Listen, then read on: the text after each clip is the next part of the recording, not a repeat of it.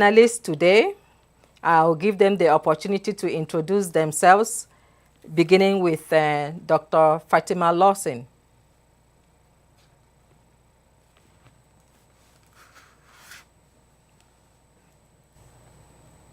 Dr. Fatima.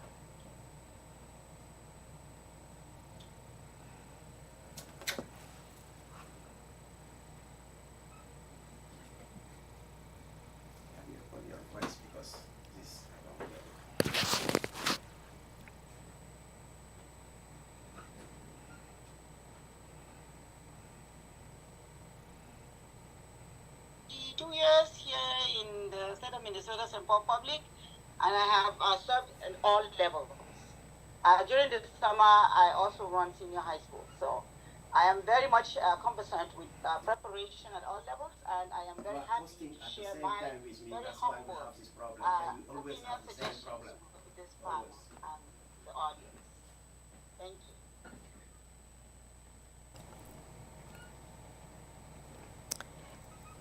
Next, I will have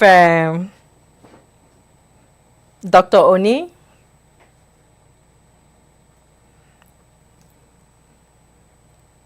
Good morning. Yeah, my name is Richard Oni, and I work for Progressive Individual Resources, which is a community-based organization. I'm happy to be here this morning. Thank you. Mr. Chuck Ebujo, I hope I'm addressing you properly. So if I am not, let me know. Hello, good morning, everybody. My name is Adjutant Chuck Ebujo. I'm a child protection worker with Dakota County, and I also do private practice with Progressive Individual Resources and Dr. Oni. So I'll be more than happy to share with you what I know about child protection and what our parents need to know as school will be starting tomorrow. Thank you. Thank you. Next will be Dr. Tolu Ola.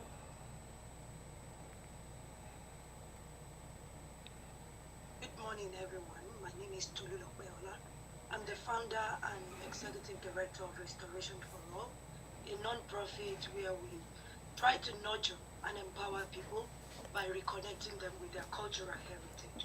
I'm also a mental health practitioner, and also I do assessment for DHS to see kids that are troubled in their mind and in their behaviors. So we really want to welcome you for joining us this morning, and we'll be sharing a lot with you today. Thank you so much for the invitation and for being here. Thank you, Dr. Ola.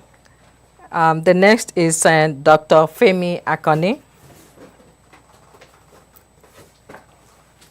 Good morning, everyone. I'm Pastor Abraham Femi Akani. I'm the pastor of Redeemed Church of God Restoration Chapel. I've been in academics in the higher institution for more than 20 years. I just logged in when this one is not working, so it's not about. Welcome everyone again. Thank you for, we appreciate you, the panelists, for today. And as Africans, when we come, this conference came about because of the experiences of some of us. We came in here, we didn't know anything about the culture and the educational system.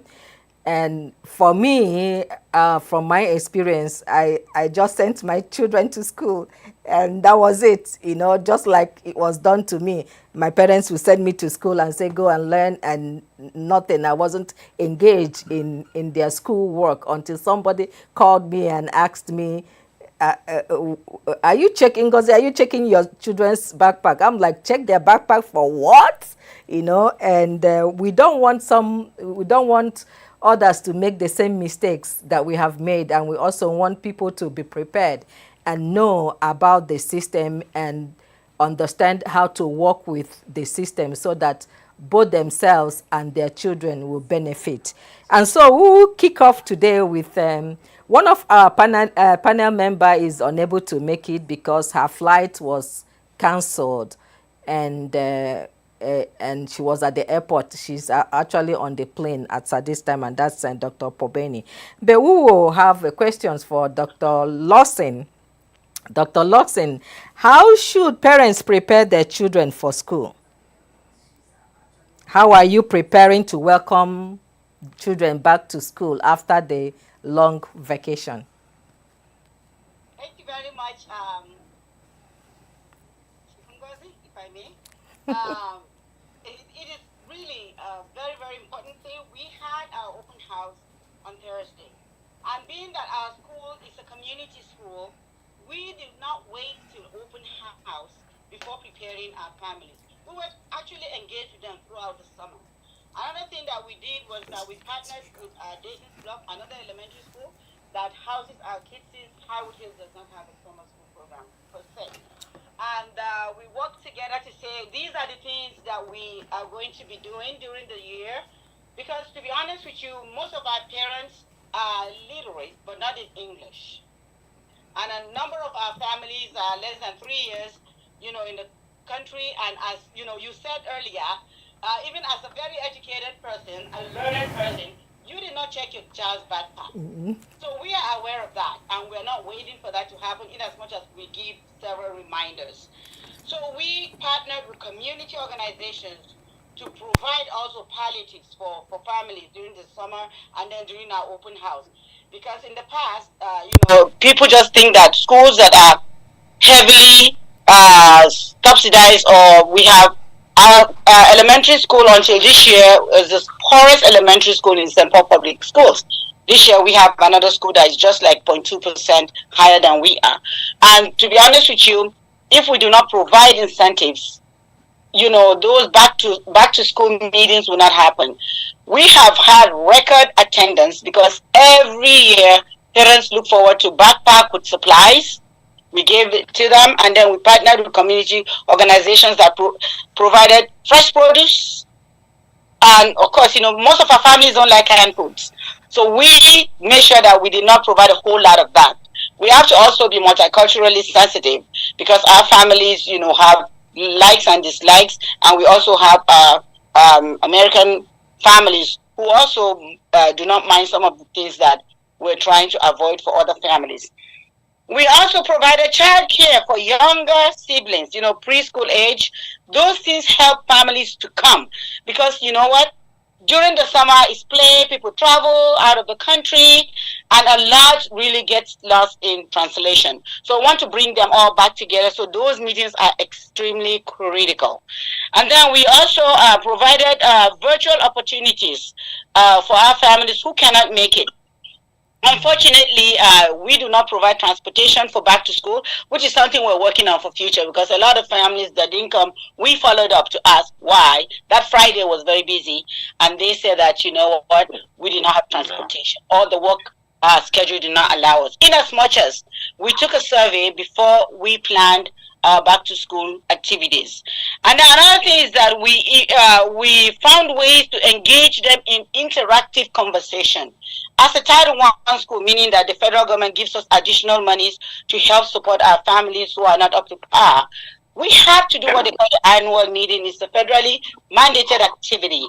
In the past, we have all these templates, we have all this PowerPoint. This year, I noticed that did not work. So I just asked them a few questions and we had very lively conversations. And guess what? Next year, they're looking forward to it. So that is some of the ways that we can prepare them, to welcome them to the school year. Because if they are not aware of what's going to happen, they are not going to support us.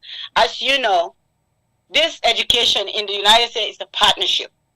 We partner with our families. We can't do it alone, neither can they. So we do a lot of things to make it very relevant for them. And then we also make it collaborative. We assure them that they are part and parcel of the team. We do not use a whole lot of acronyms. for me, for example, if I say DHS, I want to explain it before I say it. So those things help to make them feel that they are part of us. Because education has a lot of what they call ease, and it is very, very daunting, even for educators, to be talking about ADHD, ASD, MHH, and all that. What are these things? So we need to explain them and break them down in layman's terms. So those are some of the ways that we have prepared to welcome our families. And so far, I think it's working. We had about 78%, present during our open house, and we actually had even neighbors come to check us out. Another thing is that you have to advertise globally. You do not just advertise to that school family, because every year in a school like ours that is heavily transient, we have families joining us all the time. Sometimes we have about 50% of our families, 50% of our families joining us after that October 1 count. So we are very, very conscious about how to engage our families, and we really see them as partners, which makes it very easy for us to welcome them. Thank you. Wow, that's very impressive. What school district is that, please? St. Paul Public. St. Paul Public School District. So if you have your child in St. Paul, we have our very own here, and please make sure you connect. It's okay to ask for help. I know from where we come from, we find it difficult to ask for help, but please do ask for help. Information is key in this land. If you don't have the information, you may be just wallowing in any of the difficulties that you encounter. Please, please, please. And if there is need for us to collaborate with you in, I know you mentioned transportation, please, we have community organizations like those of us here, Haven, PIR, and Restoration for All. Please, you can collaborate with us so that we can help out. If there's any way we can help out, we will do so. Thank you, thank you, thank you so much, Dr. Fatima Lawson. And so we will come, in our community, we are religious, very religious. So now I will get to Dr. Akoni. Pastor Akoni, what has the church done to prepare parents and their children for school? Well, there are two things I normally do. Number one, we believe in prayer. So I pray with them, anoint them for the new section, for spirit of excellence and for protection. And I started with something last year to challenge them to study very well, because you need to study not only just depending on, say, God will do it. No, you have to put in your effort. I challenge them that those that score straight A's, they will get $500 at the end of the session. And for those university and the college, I broke it down to 250 per semester. And those in high school, I think it was 150 per trimester. And I was surprised, those who were not getting A before, all of them, it was more than I bargained for, but it was good. All of them, many of them now, they will come and ask me again. So if I get straight A, I'm still going to get them. I say yes. So that's one way I've challenged them, and they have really taken up the challenge. Thank you. Oh, thank you, Pastor Akone. I wish you would do that for others who are doing their master's and the doctorate program as well. I know. We would like to get some money from you. Thank you. That's a very impressive and innovative way of encouraging children to get themselves to work hard at education. And I like the fact that it's not only about prayers, is putting in work. I know that Dr. Oni also contributed to the fund. I think he gave, I don't know how much he gave last year. So you are right. Yeah, so kudos to Dr. Oni. So if you want to donate to the fund, please feel free to do so. Advertisement. Yeah, I don't know whether it's an advertisement. So, and we know we have come gradually to understand the importance of mental health in our lives in an African community, and we continue to educate. We have the champions here to educate our community so that we can get comfortable talking about mental health. And so this question is for Dr. Ola. It says, what tips do you have for parents to mentally prepare their children? How should parents mentally prepare themselves so that they can be good resource to their children? Thank you so much, Sister Ngozi. I'm helping you with the announcement you just made. Put it in the chat for people to donate to that fund. They should send an email to you. Thank you. About this. So, back to my question. The question is to talk about the tips that I have for parents to mentally prepare their children for school, and how should parents mentally prepare themselves so as to be good resource to their children. So the first thing I want to talk about is the issue around mental health, emotional health when kids are going back to school. So parents and the children needs to be prepared mentally and emotionally. This break, they've been on vacation for the past 3 months, so relaxed, no structured plans for the day. They just do whatever they agree to do. But now they need to do what the school wants them to do going forward. So my recommendation of my first tip will be around preparing the kids even before summer ends. We know they will be resuming tomorrow, but we can use all these tips to prepare for next year.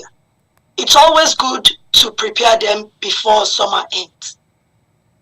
You need to give them a safe space to be able to have honest communication and conversation. What are your expectations for the new school year? What are you looking forward to? Where are you right now, emotionally and mentally? So that is very important.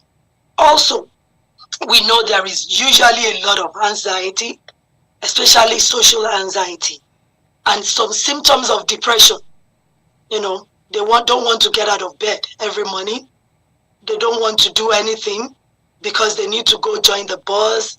If they attend private school, it's usually, a structured way of living again. You need to wake up by so time so that you catch the bus. You need to wake up so that I can drop you off to school. So I want to encourage parents to begin to develop a routine starting from today. Immediately we finish this program, start that with them. Begin to develop a routine. Also, you need to develop good self-care activities, like maintaining open communication and creating a safe space for your children to be open and honest. It's not a problem or it's not a challenge if a child tells you, I'm so anxious about going back to school. It's normal. We all went to school. We know what it means. We always look forward to the time the school will, we break so that we have enough time to rest. So it's good to create that atmosphere for the kids. Also, I want to say that it's good for us as parents to become trauma-informed parents or caregivers.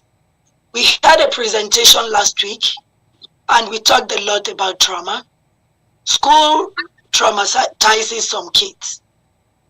And, some parents do not understand that. It's good for us to become trauma-informed parents and caregivers. We need to know why the child becomes, anxious at the sound of going back to school. At the mention of back to school, some kids become very anxious. We need to know in case there is something going on in school. I know Dr. Lawson will treat that. We'll talk about that for some kids that are bullied in school. I know she will have a lot of stories to tell. And I know Dr. Richard only will have a lot to say about that too. So I want to say that it will be good for parents to become trauma-informed parents and all caregivers. It's important for us to know what they are experiencing in school, why they suddenly become anxious and also depressed when they hear it's time to go back to school. I know I will still have time to talk, but these are the 2 tips I want to give right now. I have about 7, but I want to give others the chance to talk. Thank you. Thank you, Dr. Ola. If anyone has anything to contribute, please don't hesitate to do that. And for our participants, if you have any questions, please you can raise your hand, or you can put the question in the chat, and the panelist experts will address it. Again, for those that came in, the first 30 people, please send in your name and your email address so that we can contact you to pick up your $20 gift card. Thank you. So, Dr. Ola, you mentioned creating a safe place for discussion. So this question is for everyone. How can a parent, we want to be practical, how can a parent create a safe place to have such discussion with their children? Is that question for me, Sister Ngozi? Yeah, for you and everyone. We just want to be practical, so that you can give parents the practical tips they can use, Okay. So, we know as African parents, sometimes it's difficult to have a very engaging conversation with our kids, just because of the time involved, just because of the process. But I want to tell you, if we don't start now, we will have to do it one day. But it might not be at a time when it will be done with ease. We don't want these kids to get into trouble. We don't want their situation to get out of hand before we create that safe space for them. I know in my church, we have strived always to really engage the kids or our children in our conversations, and we give them that space to do it. The first thing is to create a non-judgmental space. African parents, we can be judgmental. I'm sorry I'm saying this, but this is who we are. We can be judgmental. If a child tells you, I'm anxious, you will ask, are you the one paying the bills? What are you anxious about? And then that will stop them from even having carrying the conversation on.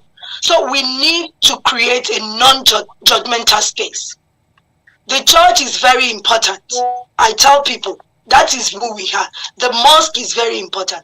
We have a very good, We have a very good relationship with the mosque, with the churches. And we tell them, if we don't talk about all these things in this space, that means we are throwing the kids out to go and get answers to whatever they need. First is to create a non-judgmental space. Number 2, we need to learn or have the skills to put these questions across. When it's too glaring that we want an outcome, kids will not be forthcoming. I know African storytelling has worked for me as a cultural healer. We use it a lot. Tell a story and ask the child, what are the morals in the stories? That is another way of having a very good conversation with children who are American-born confused, according to Dr. Richard Oni. When we don't use the proper skills, we don't get the right answers. So look for the best means. For the church, we know we quote Bibles. We can use scriptures. The mosque, I've worked a lot and I've worked with different mosques. I know the way they approach that too. So we can use scriptures to really guide our conversation. That is number 2. Number 3, don't come to a conclusion from what you are hearing. A child might be saying something, but he or she might mean something different. We need to really reflect on what we are hearing from them. If a child tells you, I don't feel good, I don't feel like going back to school, and we have concluded it's because of this, whereas the child is thinking about something else. Maybe the child is, challenged with a class, with a subject, and then we concluded it's because you don't have the kind of shoes that your friends have. We are missing it. So we need to be careful with the way we carry out these conversations. Let me just leave it at that 3. I can add more, but we want to allow others to contribute. Thank you. So I want to quickly say that it is very important for us to understand this space we're talking about. Sometimes, I just want to give you a quick example. There was I was having a conversation with one of the parents, and she said, I try to converse, I try to talk with my children, but then this person happens to have 10 kids in the house, and we're talking through an interpreter, so I'm just assuming that everything we're talking about was being communicated. And they said, my children are losing our culture. One of them had the audacity to tell me that I should not scold or redirect him in front of his siblings because I am violating his privacy, simply because of what we do at school. We pull the kid to the side, we talk to the child and all that stuff, but at home it might not be feasible. So they are accusing us that we are raising them to think Western and not to. She said, I want to feel free to talk to my child whenever. So what Dr. Ola said is very, very important. But how do we do it is the next step. Our parents are also torn, just like we educators of color, especially immigrants, are torn. My daughter, we just took our youngest daughter to Togo. We came back, we were there short, but it was an eye-opener for her. It's like, Mommy, it's so hard to relate. Because they see how the parents can tell the kids, go do this. Yes, ma'am. Yes, sir. They do it. And then they wake up in the morning and greet their parents and stuff. So sometimes, I don't know whether this is a plus or a minus for us. Like that parent again was saying, I don't know whether my children can function if we ever go back to our country. So that physical space is also important. However, we have to be very mindful of the cultural nuances that our families have. Our kids are growing. I think I'm also part of the problem because we follow, I'll say, some directions and how to. A lot of those researchers are not of our culture. They tell us, you can't raise your voice. You can't do this. You can't. Oh no! As a child, what do you want? What do you want for dinner? What do you want? Hey, you might not even be able to afford if they say they wanted lobster, as an example. So we have to be. It's a lot of work, and I want to, to really collaborate with my mental health colleagues here so that we can, because these are things that we're facing on the ground. We tell our students do this. They go home, they want to do it. As one of the things that we're talking about, your home is your extension of your school and vice versa. But is it really? Are we preparing these kids for the real world? If so, are we preparing them to be part and parcel of themselves, to be those authentic selves? When parents come to you and say, you've trained my child in such a way that I can't relate to my child anymore, what do you say? Oh, That's a tough one.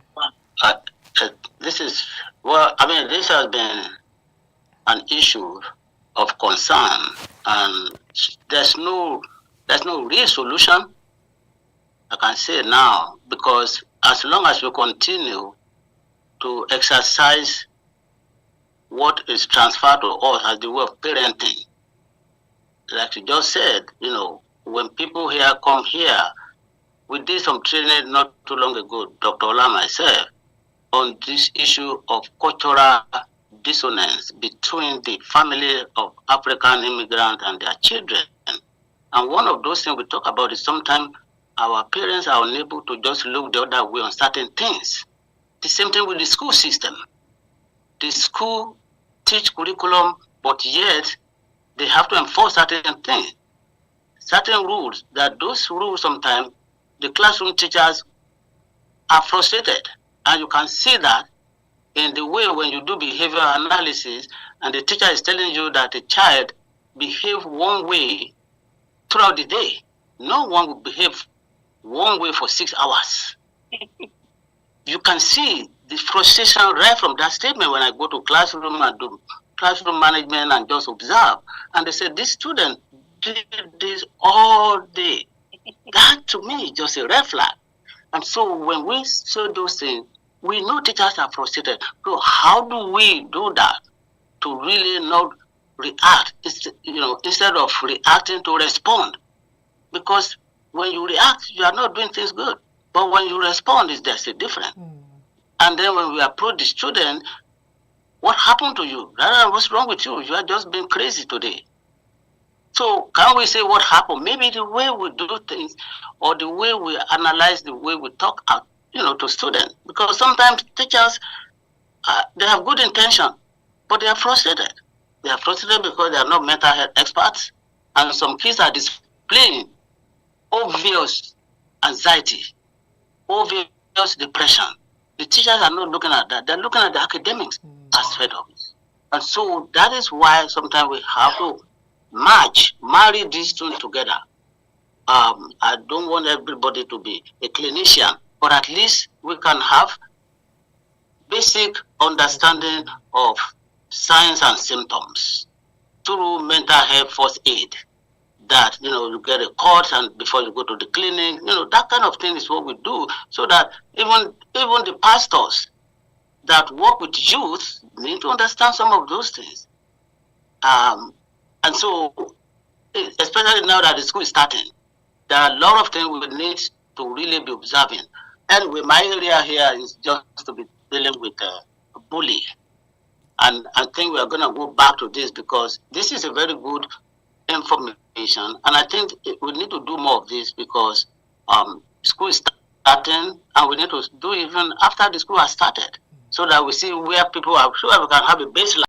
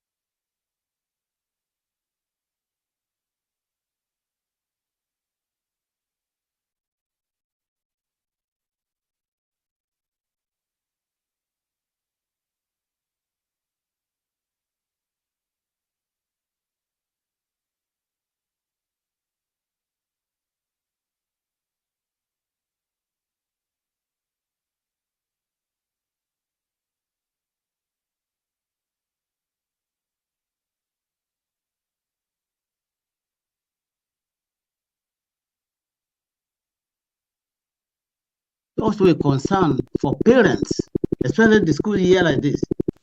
Parents are concerned about this. They read it in the news, they've seen it, and so what are the tips to really alleviate this anxiety of parents of school age? It is very important. We can go all day on tips and suggestions, but maybe just few of them might be communication. Open communication with your kids as parents. When they come to school, from school, and say something, let's have open communication to listen to that. It is important to let them know, to encourage those kids to talk about it. What is the experience of school today? I know we don't have a lot of time to be asking kids, oh, how did you go today? Because sometimes parents are afraid of what they are going to be hearing from their kids because they may not be able to deal with it. Just like some teachers traumatized for hearing the story of what kids are going through from home. And so they don't want to ask. It's not just Minnesota nice. It's just what it is. It's what it is. They know they may not be able to deal with it, so they don't want to open that wound of communication or that route. And so it is important to encourage kids to talk about those things, no matter how fearful you may be, because it's better you hear it now than later. Listen attentively. Sometimes kids talk to us, but we are not listening. It happened yesterday. I was in a lunch with my oldest daughter, for that matter, who we were talking, my mind was somewhere, and said, Dad, you are not listening. I said, how do you know? I said, how do you know? She said, well, because I was saying something and the way you are answering me. So we need to be attentive, because kids know when you are listening attentively. Teach empathy. You need to teach your children empathy so that they can feel, they know what it is about and how it feels when other people are bullying them, so that they themselves don't become a bully. So it is important to teach kids empathy. How do you empathize with other people in their own situation? So that way they can see this as not being good. When they see it happening to other kids, when they are being bullied, if they have empathy, they say, oh, this is not good. Go and report this kid on behalf of another kid. So we need to do those type of skill set teaching. We need to educate our child or children about bullying. What does it really mean? What type of bullying? What are the symptoms? Parents need to know the symptoms when their kids are being bullied. It can begin from not liking to go to school.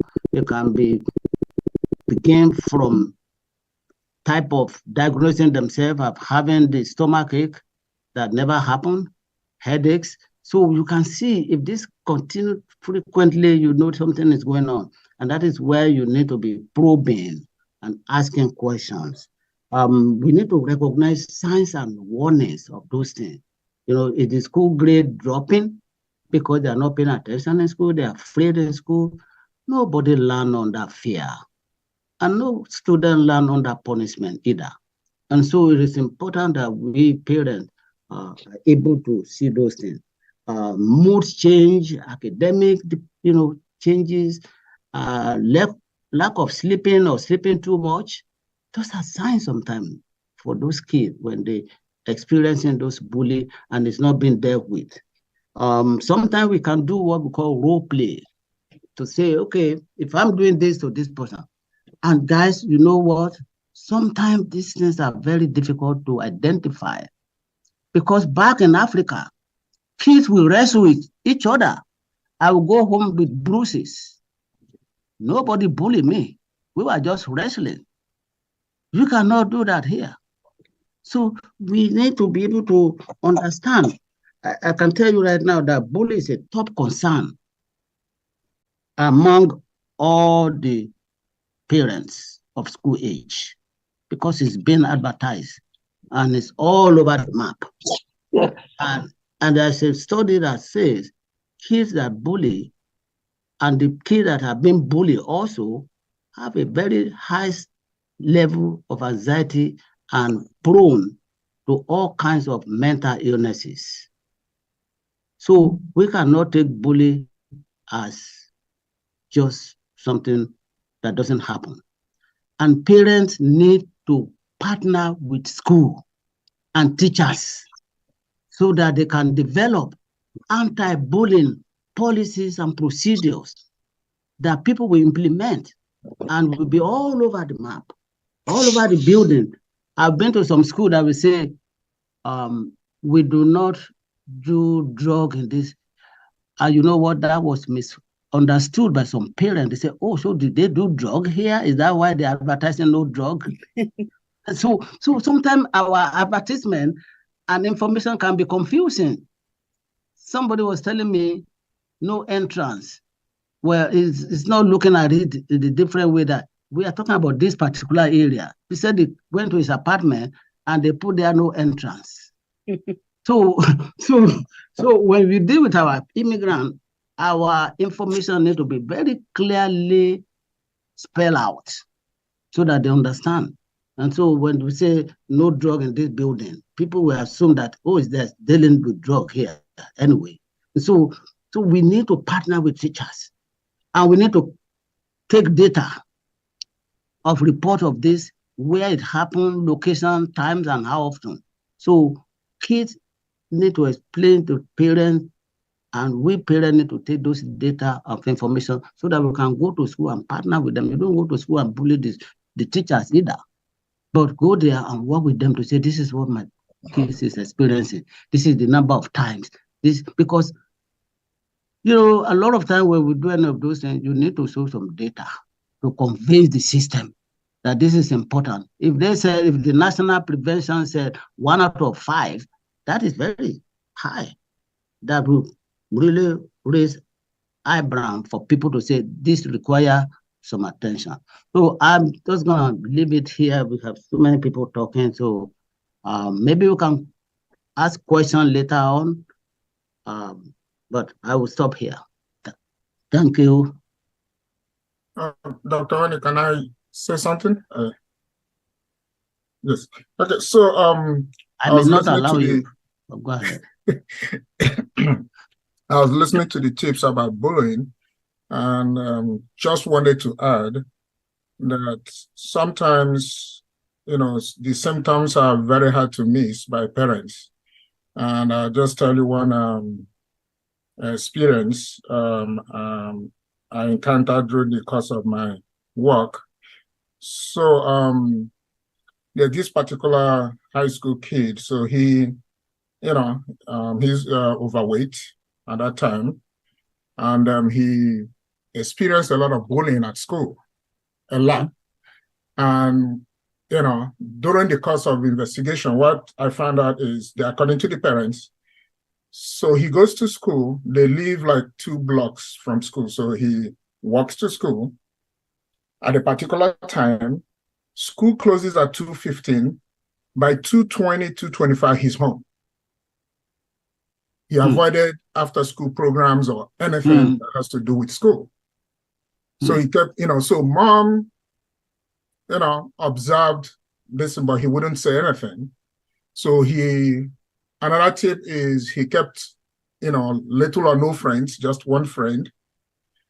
Didn't like to go anywhere. Didn't like to participate in any community events. And that was completely missed until, you know, when it was time to go to college, and he was refusing to pick a school where he would have to leave home to go and live in the school. Then finally he told the parents, he said, because nobody asked me, I was bullied every single day because of my weight. So he avoided interacting with people. You know, so sometimes he lived with it for years, you know. So that is one example. Then if you flip it, I had another one, you know, a kindergartner who like 5 years old. And you tell parents sit in the house, they keep all the windows closed, they are frying food and cooking all this food. And that child goes to school inside the school bus with the smell of that food in his school uniform. And they are targeting him in the school bus. So in the morning, sometimes he will be asking, Mom, can you drive me to school? He didn't want to go to school. He will sit, if he gets in the bus, Mom will not understand. Mom says, I have to go to work, I can drive you to school. So, and he's sitting by himself, isolated. So some of the things and some of, you know, that is an example of some of the things we do as parents, that we expose our child to bullying, and the child gets bullied because of the smell of that food in his clothes, and he's, you know, he's targeted. So I just wanted to chip that in, that sometimes it's hard to miss, And finally, you know, if you have parents, immigrant parents, mom is working 2 jobs, dad is working 2 jobs, they have little time, probably not there, don't have enough time to send the kids to school. Dad is probably not there when the kids come from school. So how are you going to even begin to observe and start asking questions? Mm-hmm. Mm-hmm. Yeah, those are very good points. And that is what we, you know, a lot of time parents see what we see that we think is important to us is not always the important thing that affect kids. And so it's just this type of conversation is a learning curve for us as parents, that somebody at the Ramsey County Children Collaborative said, when kids are going to school with backpack, what they pack there is more than pencil and pens. And somebody need to be able to unpack it, because what is there in that backpack is a lot. And so it's just, I think it's just something that people are not aware. Everybody, all these kids jump out from the car, from the van and buses and so forth with their backpack. But what they're packing there is a lot of anger. There's a lot of neglect. It's a lot of anger, anxiety. And so it is the job of all the caregivers, academician, the counselor, the school counselor, everybody has a role to play in those backpack and how we can unpack those things that really don't belong there. And so thank you, Chuck, for the highlight of those things. Now, later on, I will talk about why do even kids, why do they bully? It's important that we need to know those things. Because there's no behavior. Any behavior, all behaviors are a form of communication. Kids that bully, they have a reason why they do it, whether it's acceptable to us or not. So from my experience working with kids, both in school and in community, everything they do, they have a reason to justify that. It is for us to teach them empathy, to say, this is not acceptable. So, and it has happened many years back when the school teacher in Iowa many years ago did this eyebrow, blue eyes, and so forth to see. This is a typical example of that. When they say when you have black eyes or eyebrow, blue eyes, you cannot eat, and everybody is eating in front of you, and they're salivating. This is a kindergarten that is crying. Now they are teaching them empathy in a different way. If you experience it, you see other people eating and you are hungry and you cannot eat. So we need to do some role play to demonstrate how this is not acceptable. Thank you. You know, I think I have a follow-up to Dr. Oni's presentation. So what do schools have in place to combat bullying? And if I may, a lot of the points that Dr. Oni made are the points that we are tackling, but in a different way, you know, because as a school system, we do have policies against bullying. What we do as a school, and I think as a district, is to first of all define what bullying is, how it looks like, how it smells, how it tastes, etc. Bullying is not, you know, I call you a thief or I call you cross-eye and then I'm bullying you. A lot of the kids who go home are bullied today. Mom will say, what did they do? This kid called me a cross-eye. And then mom calls me angry. I want that kid out of that classroom. He's bullying my child. Bullying is something that continues. You know, it is a continuous action that really causes distress to that person. And we try to educate our students. In fact, right from the onset, that's part of our morning meetings. Dr. Onidi talked about teaching empathy. We build empathy. We take it a step ahead because we put the kids, okay, put yourself, role playing, as you said, put yourself in these students' shoes. Like when they come to me, it's one of those things that should come to the principal when we have detected bullying, because it is now an office district referral, which is reported to the state. And then by the time we keep on talking and everything, it's either we find out that they misunderstood it or those children themselves are really suffering. And it's a way for them to really dislodge that anxiety or pain that they're feeling. Dr. O'Neill will talk more about that. I'm glad you mentioned that. You'll be talking about why students bully. And then we also do a lot of role play, as he said. And another thing is that we capitalize on our anti-bullying month, which is October. We start September, and then in October, we really double, triple, quadruple up on making sure that we are conscious, everybody understands. And when I say everybody, parents also. We have parent educator groups where we talk about bullying, and sometimes we have parents also role play. And then we tell them, we give scenarios. Is this bullying? Yes or no? Why is it bullying? Why is it not? So that has helped us a lot also for our parents to understand it and to make sure that they are really helping us from the home front to avoid these things. Cyberbullying is another big deal, believe it or not. Even in elementary school, we're seeing it. So sometimes, you know, you don't like a friend because they have access to phones, which are still contraband in schools, by the way. So if kids are doing that, it's way beyond our control. And the iPads that we use, we make sure that we have for the students areas that they can get to and areas that they cannot get to. So that helps. That helps. But we can't control what happens with their iPhones. Some of them have better functioning iPhones than I have. You know, the latest is out there, parents buy it. I don't know how, but it happens. And then another thing we do is really to, we have a student council. Believe it or not, it has worked. In my language, they say if you really want to save a bone, give it to a dog to keep. You know, I'm just translating it roughly in English. So, what happened was that we had a student council campaign 2 years ago. And the student that won by a very wide margin was the known bully of the school. A lot of things stopped. That year was amazing. We hardly had incidents of, because that student, you know, we always communicated. We're like, okay, you are a leader in this building. You are a partner here. What do you think? And that student knew. It was one of my best years. No, you come to my office and say, hey, Dr. Lassie, I want to tell you this.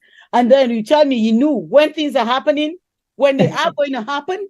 And then we're proactive. We prevent it. So let us involve our kids in this fight against bullying. Once you understand what bullying is, and then they know how it feels with empathy, they definitely can help us fight it. And then all the other things that are happening, sorry, I don't know why this phone is. This is my home phone that we don't use. I apologize. So when these things happen, it makes it very, very difficult for us as educators to address if we do not have everybody on board. So those are the things that we have done.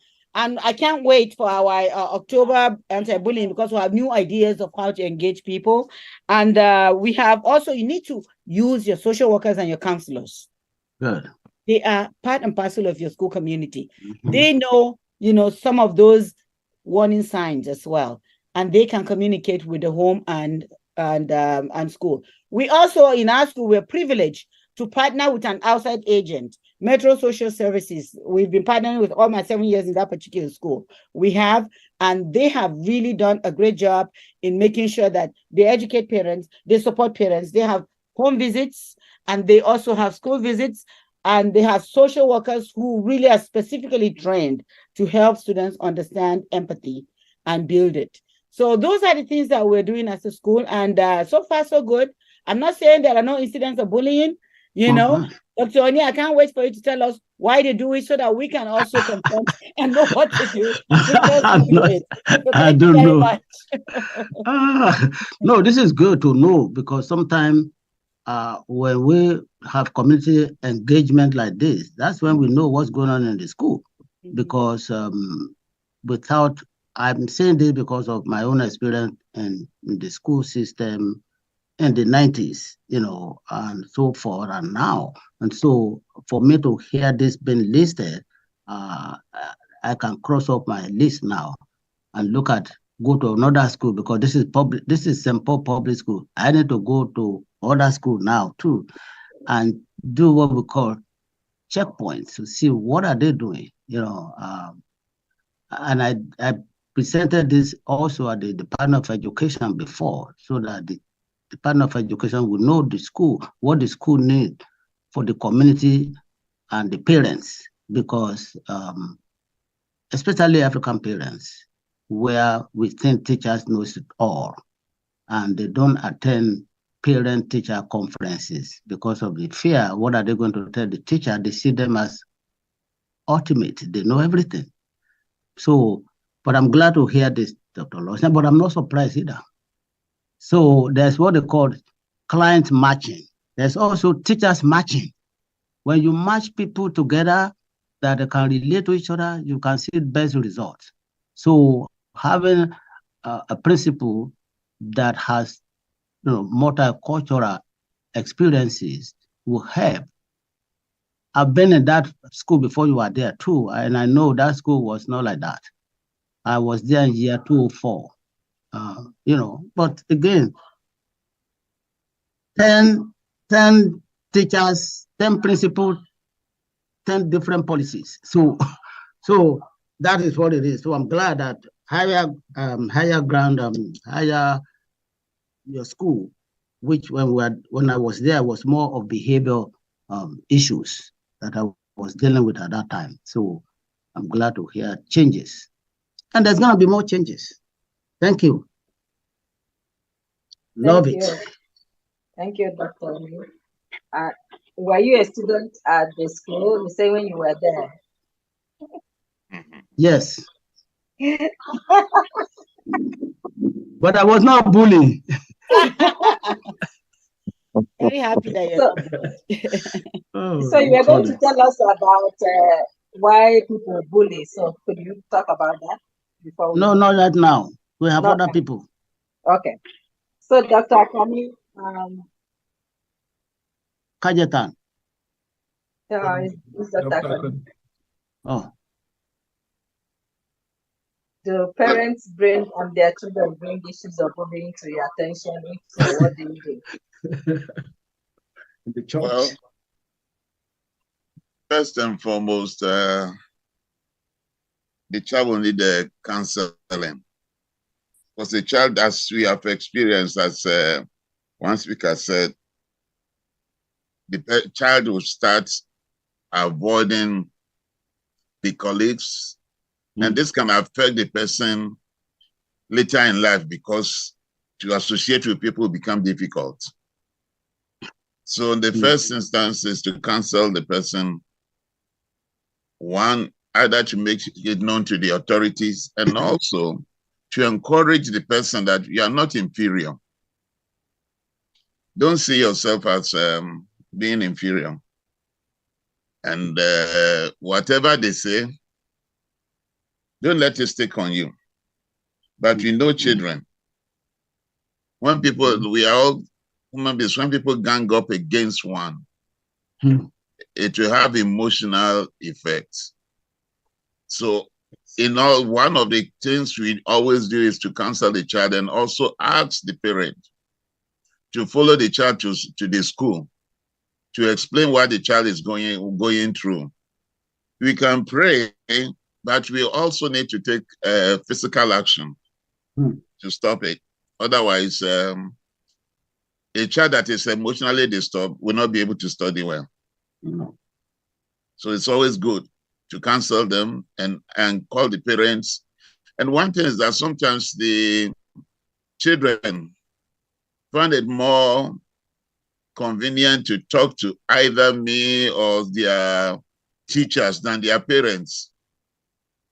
Because one thing I do is that I get close to all the children. They come to my office, we talk, they chat. So there are some of them that even call themselves, they are my secretary. They will be the one to allow people in. So so with that association, they'll be able to tell you what they are going through. Some things will happen. They'll say, no, I didn't do it. See what they are saying and so on. Then we cancel them and follow up with the parents and then follow up to the school. Even in church, sometimes it happens. And we have to let them know that, these are children. We've all gone through it. We used to have one child in the church. He was very brilliant then in the elementary school. And the teacher kept on calling the parent. One day I called the child, what is wrong? He said, don't mind them. I'm just behaving like a normal child. I finished my assignment of what I was doing. Because when I finished, he finished the thing in time, and we start make disturbing because he was good. So I have to tell him, well, give other people chance to. I said, but I'm doing just like a normal child. I think I'll stop here for now.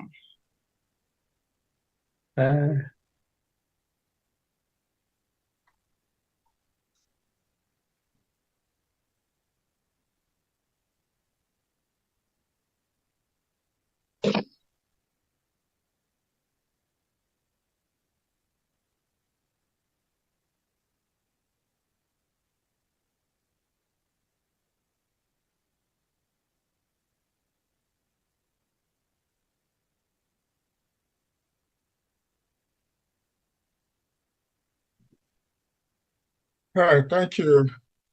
I'll try to say what I know and do justice to a few things. There are a lot of stuff that or misconceptions that parents should know. But first and foremost, as the school begins tomorrow, so between now and Friday, I'm sure we're going to get overwhelmed with calls from schools and social workers and all the stuff that has happened in the last 2.5 months. Thereabout that kids have been at home.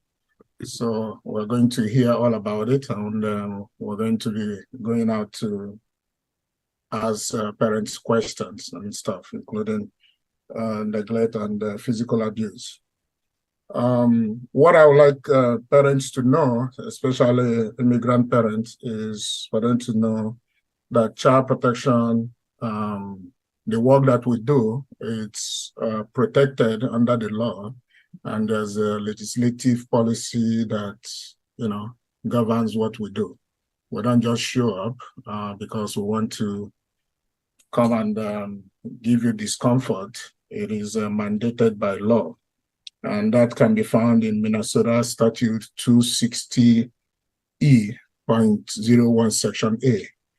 And I just read, it says, to protect children whose health and welfare may be jeopardized through maltreatment. So we also recognize that most parents, want to keep their children safe, and that sometimes circumstances or conditions may interfere in their ability to do so. So, and that is so true of immigrant families when they get here. So the circumstances they find themselves mitigate against them. So having said that, the next thing I want parents to know is to understand what child protection is all about. What are we really doing? What is involved? So in a layman's term, when we come there, the parents need to know their rights. You have a right to know why we're there. You have a right to ask, what is going on. And I would say refrain from, most parents spend a lot of energy thinking, who called you? Who made the report? That shouldn't be the issue at that particular time. The report has been made and it has to be investigated. So you need to concentrate. They will never be able to tell you who made the report. It's against the law. Nobody will tell you that. And I tell parents, I say, think of it this way. If I come to you and say, okay, your brother called me, what am I trying to do? I'm trying to cause a lot of problems in the family, and we will never get any reports anymore. So nobody will be able to tell you, who called. So take your mind off of that and put your energy, concentrate all your energy now on hearing what the report is about and what you need to do to correct the situation. Child protection is not, doesn't mean when a child protection worker shows up that your children are going to be taken away from you.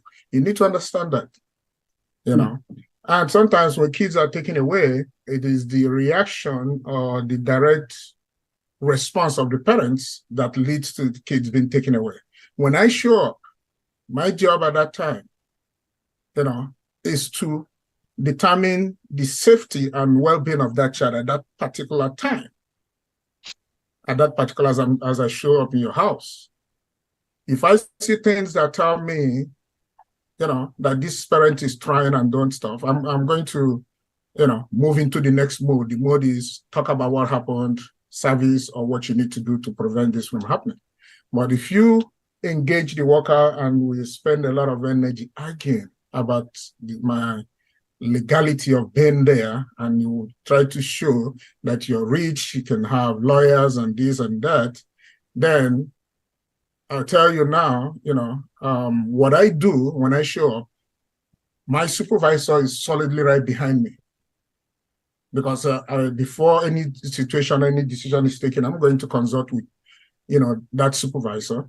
And, so if you are attacking the worker, you are attacking that county that sent that worker. So they need to understand the weight of what, they're trying to do so that they can have a middle ground to correct the situation. We don't get sidetracked, from, getting into power tussle.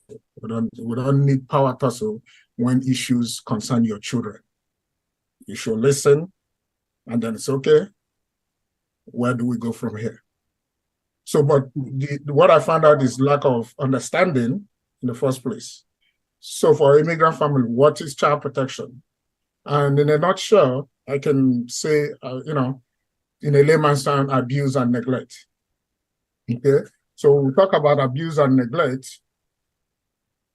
Under abuse, we have physical abuse if the child shows up with some kind of bruising. How the most simple way that kids show up with bruising is mom or dad is trying to discipline the child. There's nothing wrong in trying to discipline your child. There's nothing wrong. There's nothing wrong in trying to do what you do culturally. However, the law says you cannot leave any marks of bruises, no matter how small. You can't. So what do we advise? Don't, being physical, yes, we were raised back home by being physical. Our parents were physical with us. Fine, that is that environment. This is this environment now. The advice is find other ways to do this without being physical. Other ways to do this without being physical. So try to educate the parents.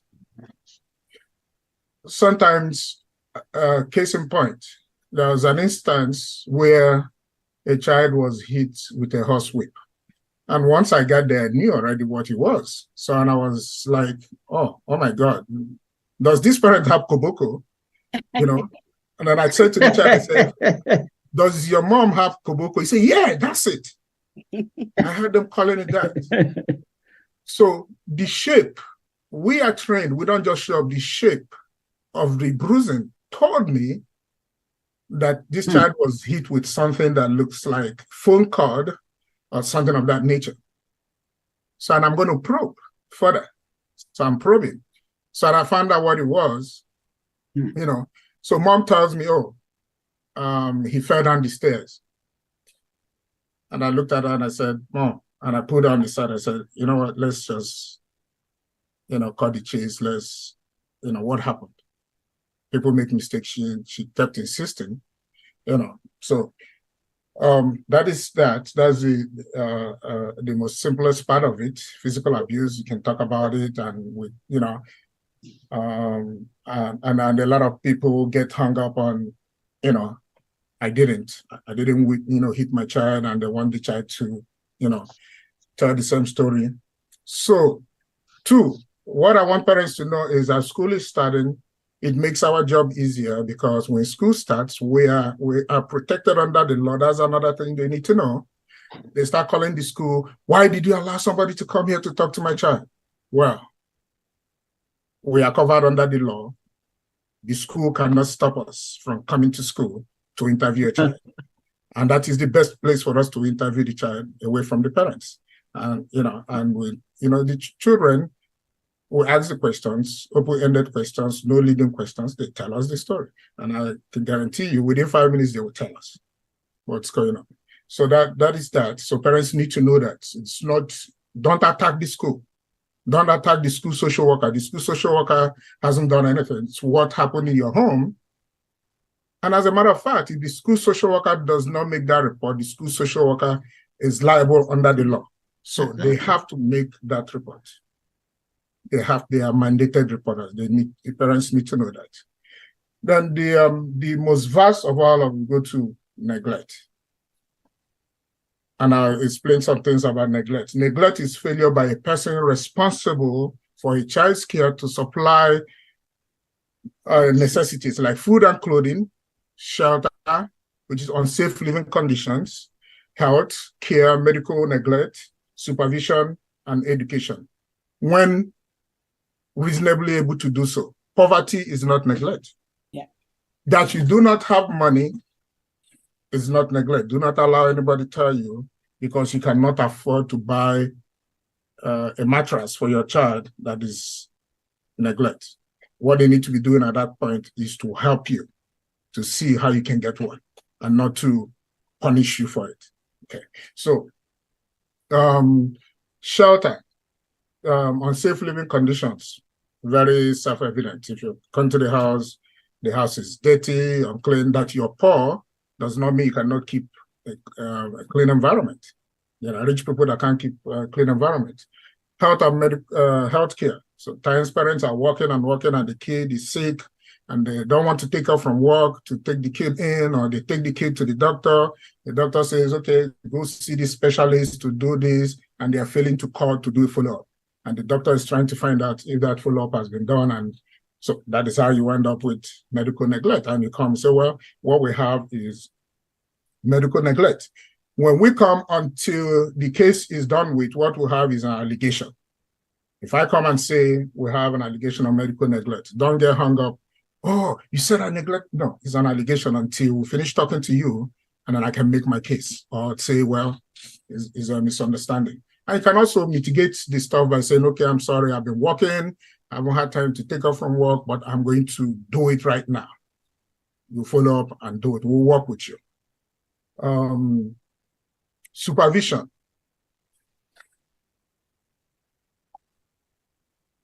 Another big problem that we encounter now, school has opened, supervision.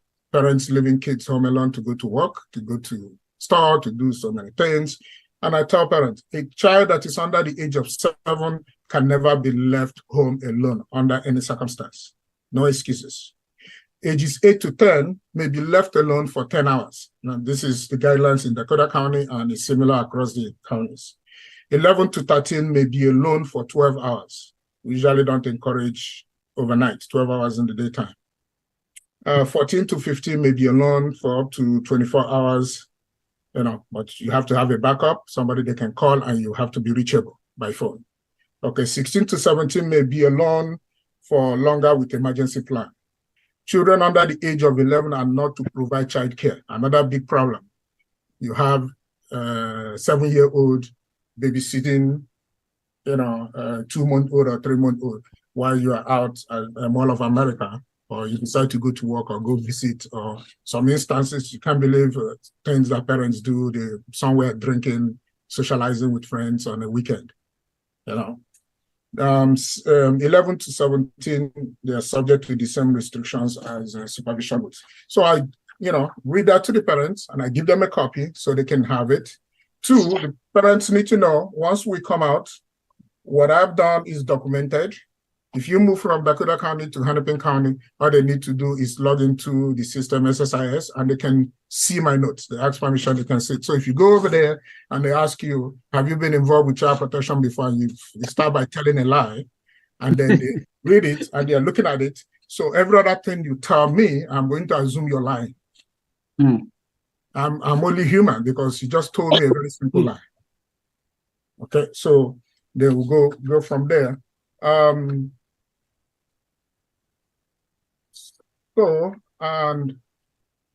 sexual abuse. Another part is sexual abuse, which will be, criminal sexual conduct against a child.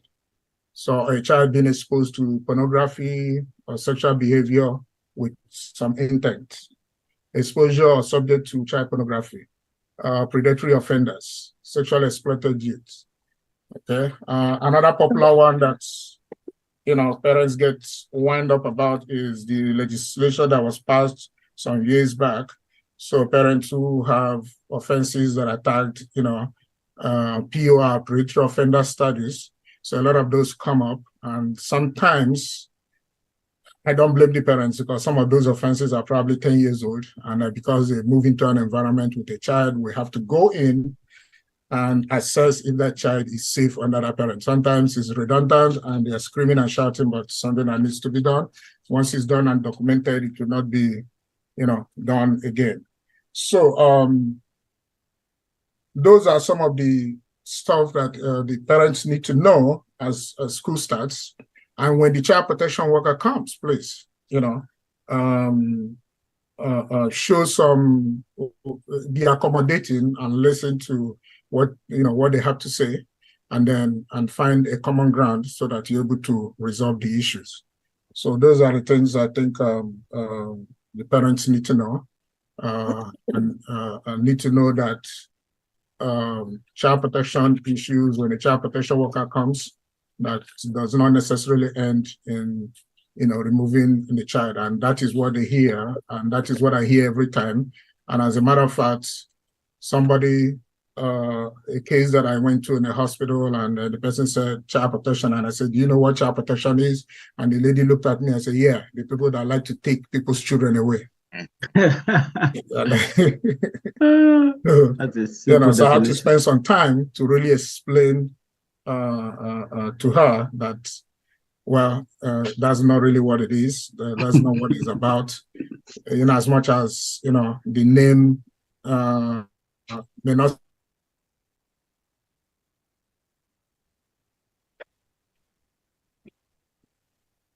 Sometimes a lot of good things and will come out from it. So should I continue down with the questions or just? Sure. Okay. So so I have another question to say, how can we as Africans avoid pitfalls around child abuse and child protection issues?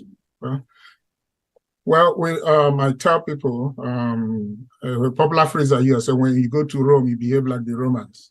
So when you come here, you need to understand the rules.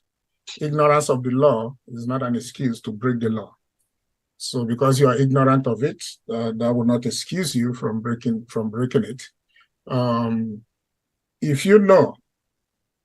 If your child winds up with a bruise at home, for what reason or the other, and you feel it's an accident, my common advice would be send a note with that child to school. Or even take our time to call the school social worker and say, this is what happened, and this happened, child has a bruise. You have started the dialogue, and they will look at it and see if that fits your explanation. Sometimes they will still call it in, but they will tell us exactly what a parent has said. If you keep a child away from school, child doesn't come to school today, 2 days, 3 days, because that's the first reaction of parents when they're trying to discipline a child and the child winds up with a bruise, they keep the child home from school. If the child is home from school, then the school will start asking questions. And in asking questions, a report is made, and then we go to the house to find out, what is going on. Do not stop the child protection worker access from seeing the kids. Some parents will refuse to see the kids. And to mitigate that, especially in Dakota County, when a case is received by us, we cross-report to the police department in the city where you live. And I tell you, 98% of those cases, a police officer will come with. So I'm usually out there with somebody. So if I need to see the child, so now in some cases when the parent is refusing and I have very good suspicion that something is wrong, then that is when, a few things, I may have no choice but to ask the police officer to put that child on hold temporarily. That hold is for 72 hours with the permission from my supervisor. And then the police will grab that child from the home, and then we're able to see the child. But this could have been done with giving us access to the home to see the child. So if a child is on hold, it is 72 hours. Weekends are not included. So if this happens on Friday, Saturday and Sunday are not included. So the next time any action by Wednesday, we'll complete the 72 hours. And for that child to continue, we have to be in court on Wednesday. So if you are avoiding or you don't have time to attend to the issues that concern your children, you are going to be forced to take off from work because you must show up in court on Wednesday. If you don't, if you don't, of course, your guess is as good as mine. You know what the judge is going to do. They're going to put out a warrant for your arrest. They'll come pick you up. So you have to show up. So a lot of things. So cooperation, you know, to deal with these issues instead of fighting or trying to be at loggerheads with the authority. We know what to do to move that child to see the child. If we demand to see the child, we need to see the child. Okay, so a child protection worker, we can't do their complete assessment without physically seeing the child, without being able to talk to the child. So you should allow us access to talk to the child. Okay, those are some of the pitfalls that we need to avoid so that it doesn't escalate to the next level. And that level, and I tell people, when a child is put on hold and placed in a foster home, you have now set the ball rolling. It's a domino effect. It takes, after that 72-hour hold, you come back the next week for first appearance, and then we start talking about service. And by the time you get to have that child back, sometimes a month or more, it's gone. And again, I want parents, from the day the child is put on hold, I will keep going, the time clock is ticking for you to permanently lose that child if you don't complete what you need to do within the time frame you're asked to do. I believe it's 6 months. You know, after 6 months of that mother, parents struggling, trying to, the county will move in to terminate the parental rights. So a lot of things can happen when this comes into play. So the best thing is to cooperate, you know, with the child protection worker and find the middle ground, you know, how to correct what has gone wrong, if anything has happened. If you haven't done anything, if it's simply an attempt to discipline a child, sometimes parents an attempt to discipline a child and they leave marks of bruises. We do understand that. That doesn't mean we're going to take your child away. You know, we're going to document that we had a talk with you and then we gave you alternatives to this and that, and that is it. You know, we go away, unless if you continue to do this over and over and over, which some parents cannot, you know, the only way they know how to discipline is to lash out and strike. And most times they get in trouble, serious trouble for it. So if parents find themselves under investigation, which I believe I've, you know, touched on that, under investigations, make yourself available. Sit down, talk to me. I'm a parent also. I can understand where you're coming from. So, you know, some kids have learned, you know, to use the system against their parents, especially parents that don't speak English. They can learn to, and we've had kids that threaten parents. Well, if you don't do this, I'm going to tell them that you did this to me. Do not allow your child to threaten you and for you to live in fear because your child is threatening you. That is why you should make yourself visible at the school. Make sure you participate in your kids' life, especially the academic life at school. So finally, we have, now that school has started to avoid truancy. Truancy is another area that will be on the rise as school has started. If your child needs to be away from school, please call the school so that it will be excused absence. Do not forget. A lot of parents will forget to call the school to let the school know that the child is going to be home today, or that the family is traveling, or for one reason or the other, that they will not be in school. So you need to always let them know so that it will be documented. You know, after X amount of time, I believe there's a way the school counts it, and it amounts to, is it 7 days or thereabout, and then they'll call child protection, and then, you know, child protection will go out and go look at it to see what is going on. So for, we have educational neglect and truancy. For educational neglect, children ages 7 to 11 who are currently enrolled in school at age 5 or 6. So referrals will come via educational neglect. So at least 7 full unexcused combined with efforts to contact and engage the family. So usually before the school makes this report, they will have documentations of efforts trying to reach out to the parents, trying to engage them. And in some instances, those social workers are really resourceful. They've gone to the home to try to, work with the parent to figure out a way. I've seen efforts where the social workers have even gone to pick the child from home to bring the child to school.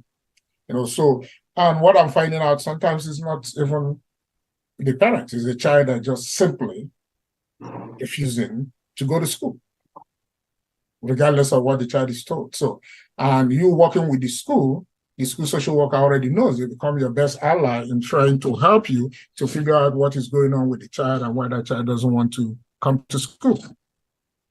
So for truancy, ages 12 to 17. So, and that comes through the truancy portal on the county website. So at least 7 full days of unexcused as a combined with efforts to engage the school. So those truancies will have truancy workers in Dakota County that those will be assigned to, and then they will be the ones that will come and start working with the child and the family, and their job is to be checking on that student and make sure that the student is making efforts to go to school. So it's not all bad, when social services is involved.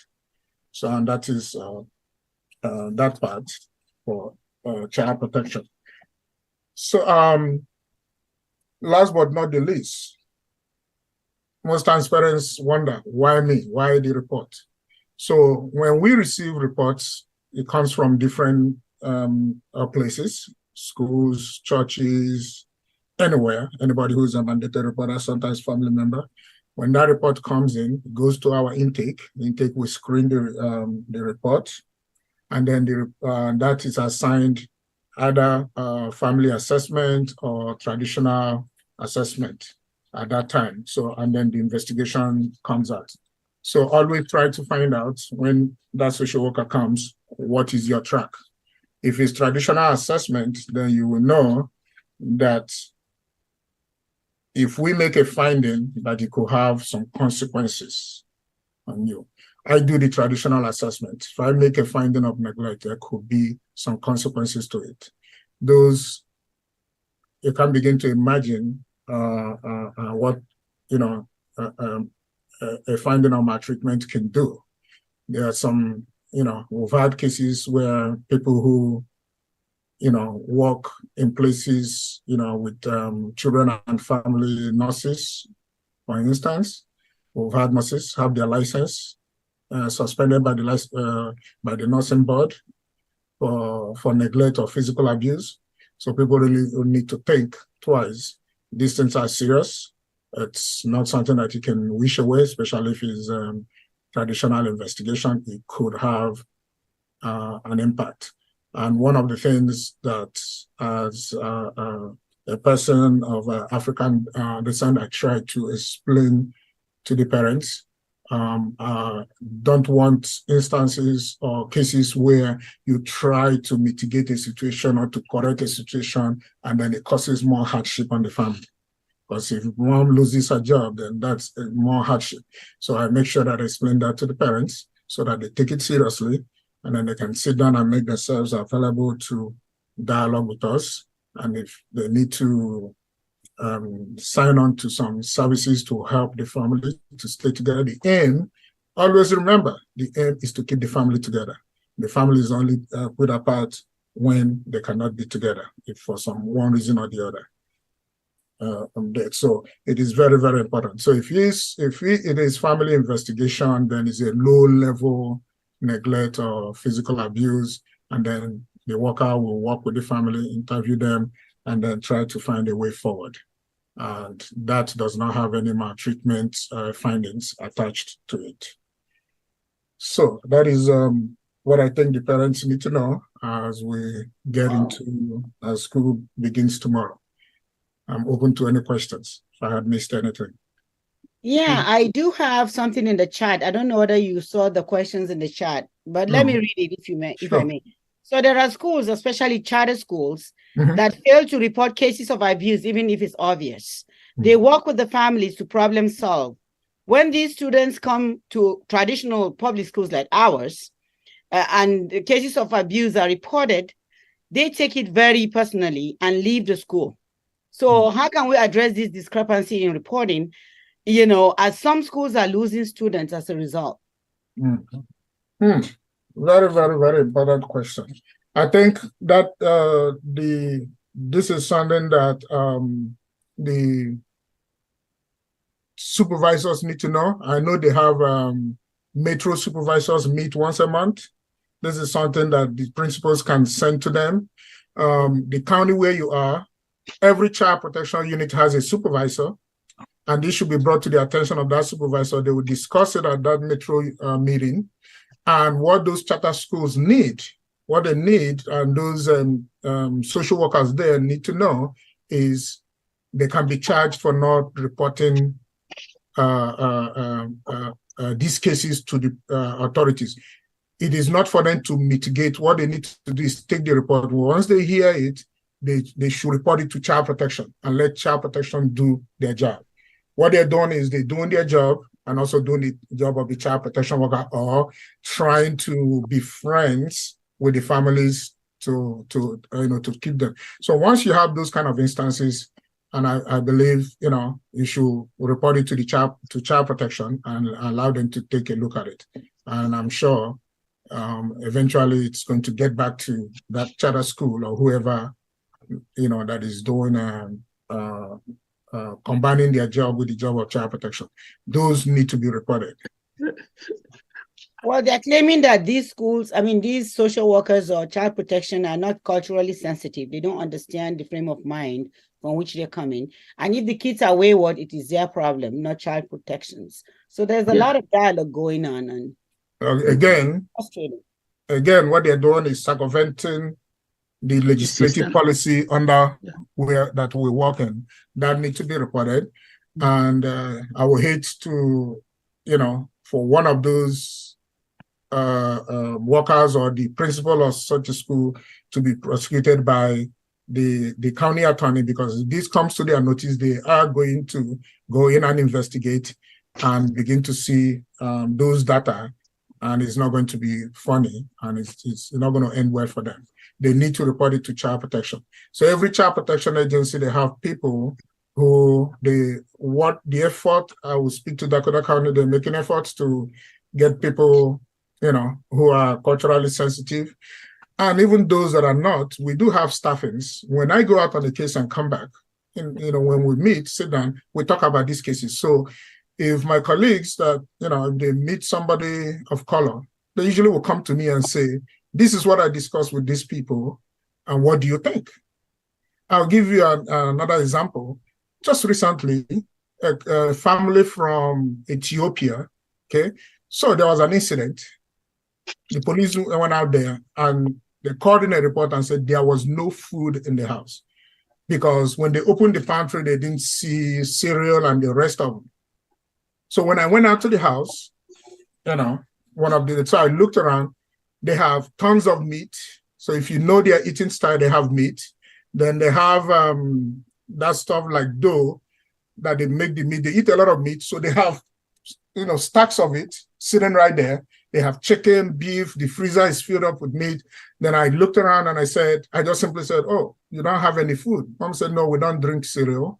My kids don't eat macaroni and this is what we eat. And this is this here. And they have enough there that even if they eat 10 every day in that house, they will still, even for the next 2 months, it's sitting right there on the counter. And then they have meat. Then I called my supervisor. I said, no, they have food. They just don't eat the food that these people know. And now you're saying there is no food in the home. So that is what this does, you know, because I understand. So, and I ask the right questions. You know, so that is, you know. Yeah, I also want to quickly see, I don't want to dominate the conversation. For the last 2 years or so, we have not had any response from from the county when we report incidents of 2-1C. They are not following up, and some of them are scared of the results that they get from parents. And so what we do is that we just document it within our own building and just find a way to deal with it with the parents directly. They are not holding parents accountable at all. And it's ridiculous when we keep on sending these things and we don't get any results. Okay, you reach out, every truancy is assigned to a truancy worker that follows the students. So if you're not getting any feedback, they have a supervisor that you can call, that particular supervisor, and dialogue with that supervisor. And I guarantee you will get some results once you call. Okay. Yeah, talking about the charter school, I do know that some charter school don't even have social worker though. How do they do that unless they substitute some other type of staffing to represent social worker? I'm concerned about the level of accountability of some charter schools because it's a public-private. Exactly. And sometimes with that public-private, they seem to be leaning towards non-compliance in some areas. And we've seen that in a lot of charter schools in the past, when they are violating their charters, to the level where they pull out the charters. And so it's important to educate some of those charter schools as well, because they are principal and the operators. I think that's pretty much the high level. They don't have superintendent per se. And so I think it's the layout. And I think the Department of Education need to be involved in something like that too, because they are the one that overall, they are the public aspect of their charters. And so when they don't have social workers, they can blame it on that fact. Nobody is really accountable to say, this is the rule. We are mandated reporters. Even teachers too are mandated reporters. Everybody. So it's important that they need some awareness of what is going on. And that can come from either the committee, from charter school, or Department of Education. And a lot of times, the Department of Education has some community members that serve on some of those areas in the past. I know I served on that many years ago to educate them. And with Chuck, thank you for what you just mentioned, because not many parents you go to see their place and see a lot of cereal, either. So there's cultural food, and that is why a lot of people don't even go to the regular food shelter, because they have canned goods and so forth, and people are not interested in that. And so right now there have been efforts to have more cultural food shelves that cater to the need of the community. And so, and I think your department, hopefully, with you being there, and I know that Kora County used to be just European, now recently they're having more, but hopefully in your team meeting, this kind of thing will be more of educational for those other social workers.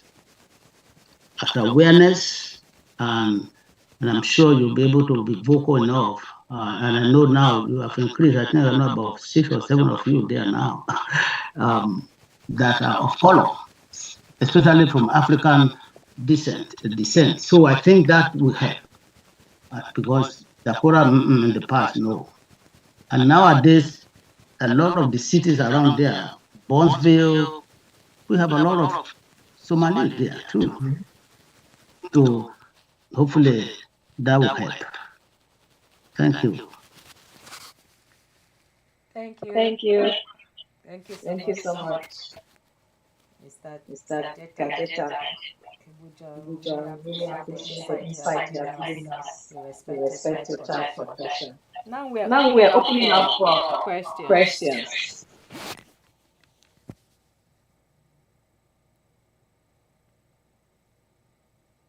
Questions from the audience.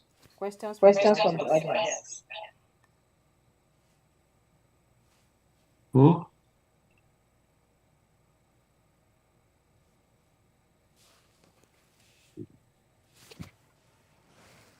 While we wait While we for wait for questions from the questions from the audience, audience, Dr. Dr. Oni, Oni, can can you you talk talk about about why why people people bully? bully? Oh, I only said that to keep your attention so that nobody leaves.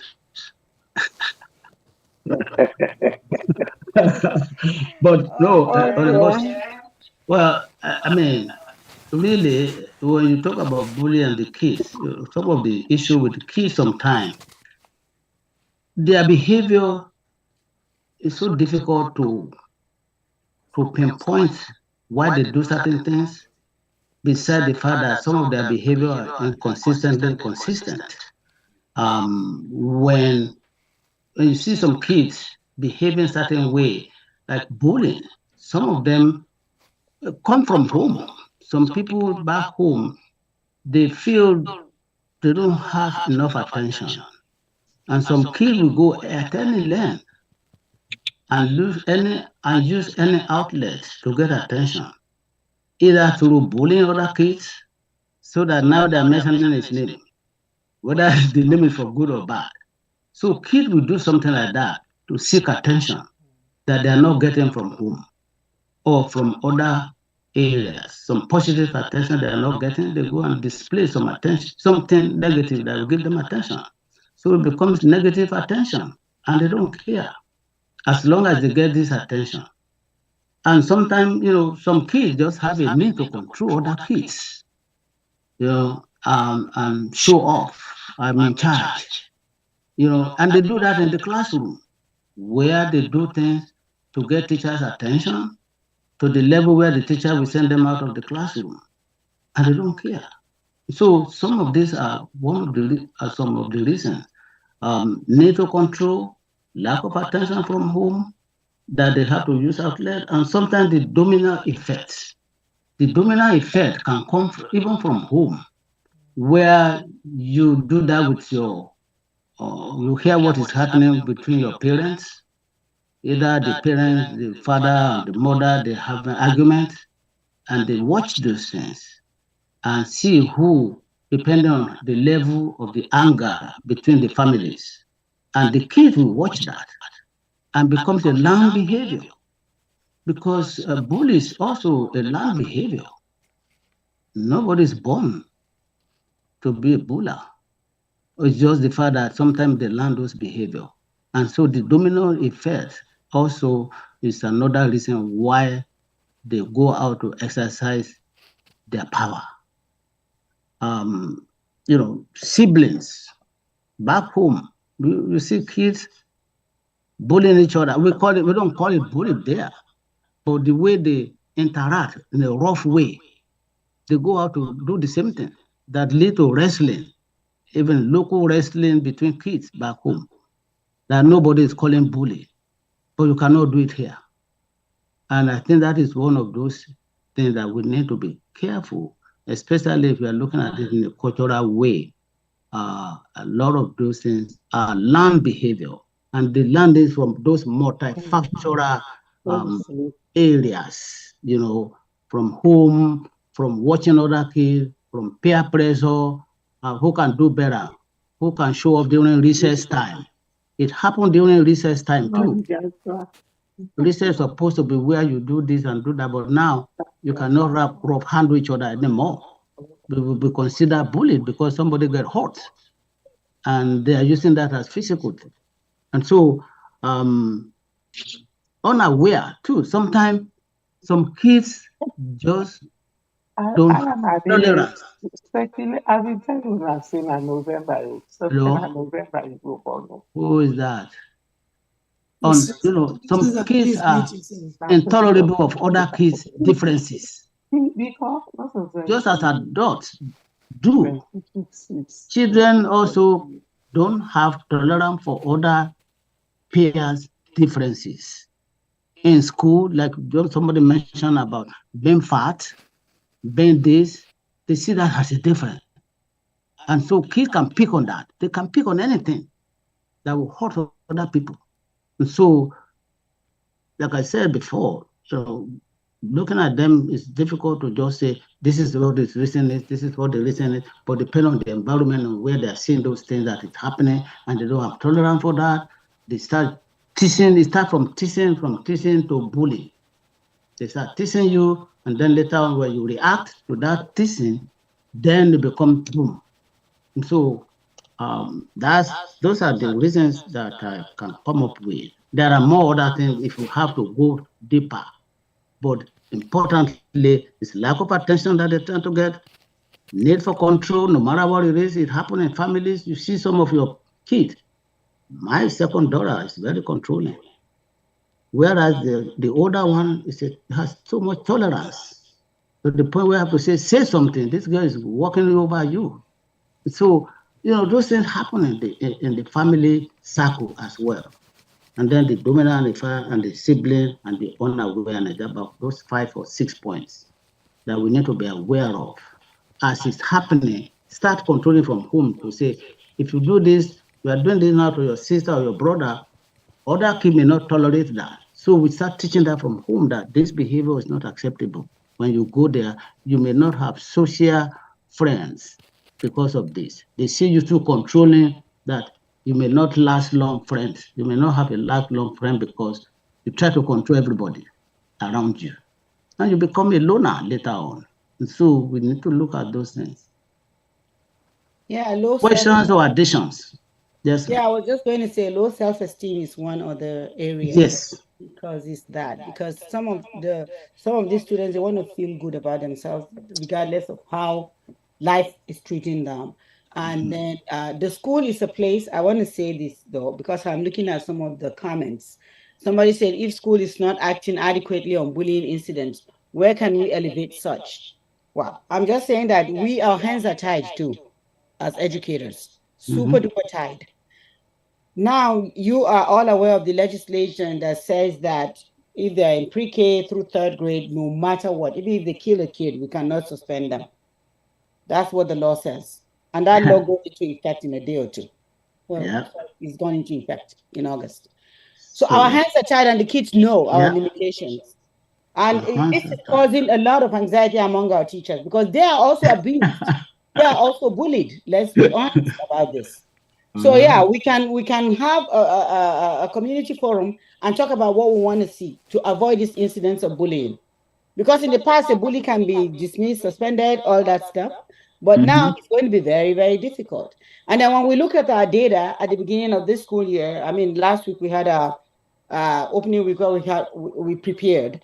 And a lot of the incidents last year happened with the kids in kindergarten, first and second grade.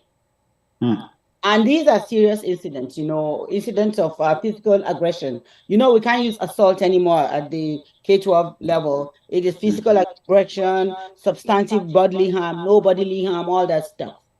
Okay? And so there are just so many things. Our hands are tied, and people have to understand it. They're always looking at the schools as the bad guys. I'm saying that, in future, like one teacher told me, you will hardly get teachers to teach. Because of all these things, we have to look at both sides of the coin. If we want these students to be very, very, prepare them for life, we have to prepare them right from school. Like a student in the senior high school was doing, I looked at that, and I said, this student looks very familiar. And then the side leader, who is one of my regular school year staff member, said, don't you know this student? That student never came to the office. I just saw the student maybe when I visited classrooms or the lunchroom where I stop and talk to them. Then I looked at the student and said, what happened? He said, blame the middle school and now the high school. Because we prepare them well. I do my best. I'm not blowing my own trumpet. We have rules and regulations. And another thing is the misunderstanding that parents have. Self-defense is not a school law. We have school law and then we have the civil or the county law. Self-defense does not exist in school. If anything happens to you, that person hits you, you tell a teacher, tell an adult. If somebody hits you 100 times, you hit once. That is a mutual combat, a fight. And whatever consequence has to be given to both. So there's just so many things that we are trained every year in the law. We are trained every year on what to do and what not to do. And the things that our students bring to us are totally different from what we can handle.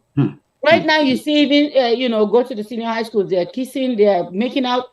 You cannot send them home. They have their books hanging. You cannot send them home. We are dealing with these things. And we have to understand that it is not easy for anybody to be an educator nowadays. First of all these things. We went and testified. I said, please give us some discretion for this K3 legislation. Parents overruled. And then you call us partners. We also have to feel safe in our learning environments. Well, so it is what it is. And to elevate it, maybe we'll go back to the legislators. That's my answer to you, Ms. Tina. Because we are doing our due diligence, we're doing everything possible to maintain, safety within our buildings. No principal or teacher goes and say, today I want some rowdiness. No, And then somebody did say, I think Dr. Ola says it's horseplay. Yes, when I started as an educator, horseplay was allowed. Now, no more. I went to France and observed the classroom. During lunch, the teachers have their lunch and they also have wine. And then the schoolyard is fenced. The kids go out there, they fight, they do everything. Once the bell rings, that's when judgment starts. If you are still fighting, then they call your parents to pick you up. No questions asked. But they do all kinds of things that we call fight now. And they're like, no, don't do this. They can't even play tag anymore.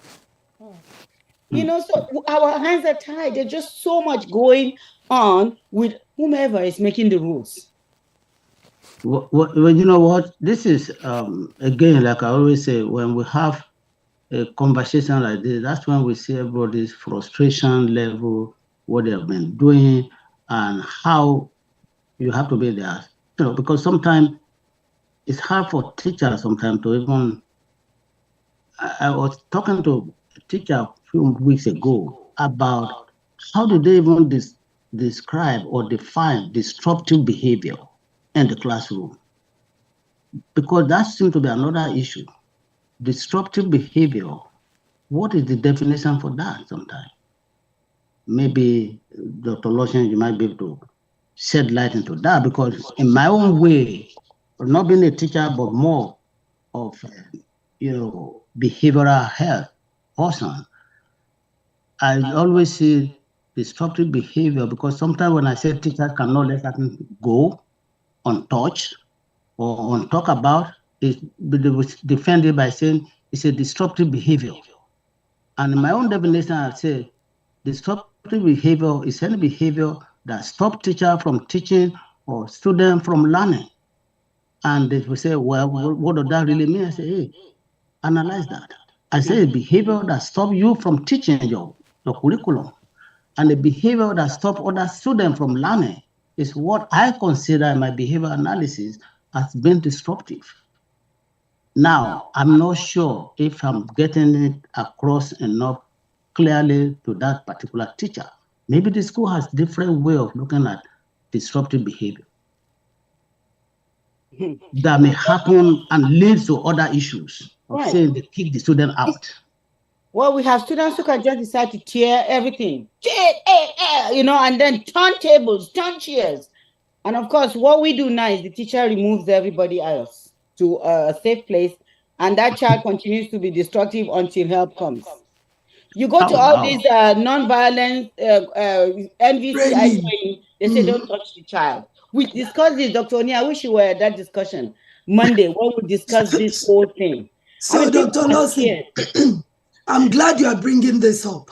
That is why it's always good to have this kind of forum to talk about this. Yeah. Sometimes we don't hear this information firsthand as you are giving it. It's either by the time we get to schools, it's either they had to eat or they remove from it. It's no more original. But what I want to say is that we need to really work together now as a team. Right. We need to stop working in silos so that individuals and teams that are working on the same objective, we have a common goal. We've had situations where we've gone to some schools. Teachers will tell you about their frustration, and then we try to build a connection. Dr. Oni knows what I'm talking about. We try to build a connection between schools, teachers, and parents. But this has to be sustained. We can't go to a school once and think we have achieved all the goals or the objectives that we need to achieve. You know, all these things we are talking about, when the school is not in sync with parents or the children, who suffers most? The children. So we need to learn how to really work more as a team to address all these things. If you had invited people like us to that forum, we would have talked about the experiences we've been having. Mr. Chuck mentioned a lot of, examples. He gave a lot of examples about how teachers return students of color over to CPS. If he's not doing his own due diligence, a lot of kids will have to be taken to, foster home or probably to facilities, and they will just target to behavior. They will label them without actually digging further to know what is going on at all. So what I'm saying in essence is that when we have this kind of forum, we really want to come up with actionable steps. What do we want to do next? I'm saying this, Sister Ngozi, note it, please. What we follow this? We have not even heard from most of the people that are participants. They would have heard of cases or seen or experienced any of these things. I'm talking from experience too. I experienced this even as a professional. My daughter reported me, my 23-year-old daughter reported me to a social worker, and she didn't even call to find out what happened. All she did was to call the police. This girl reported that mom was too strict. And police came. I said, no, I can't allow my kids, my daughter that is vulnerable, to do sleepover, to go do things that others are doing. And the police said, case closed.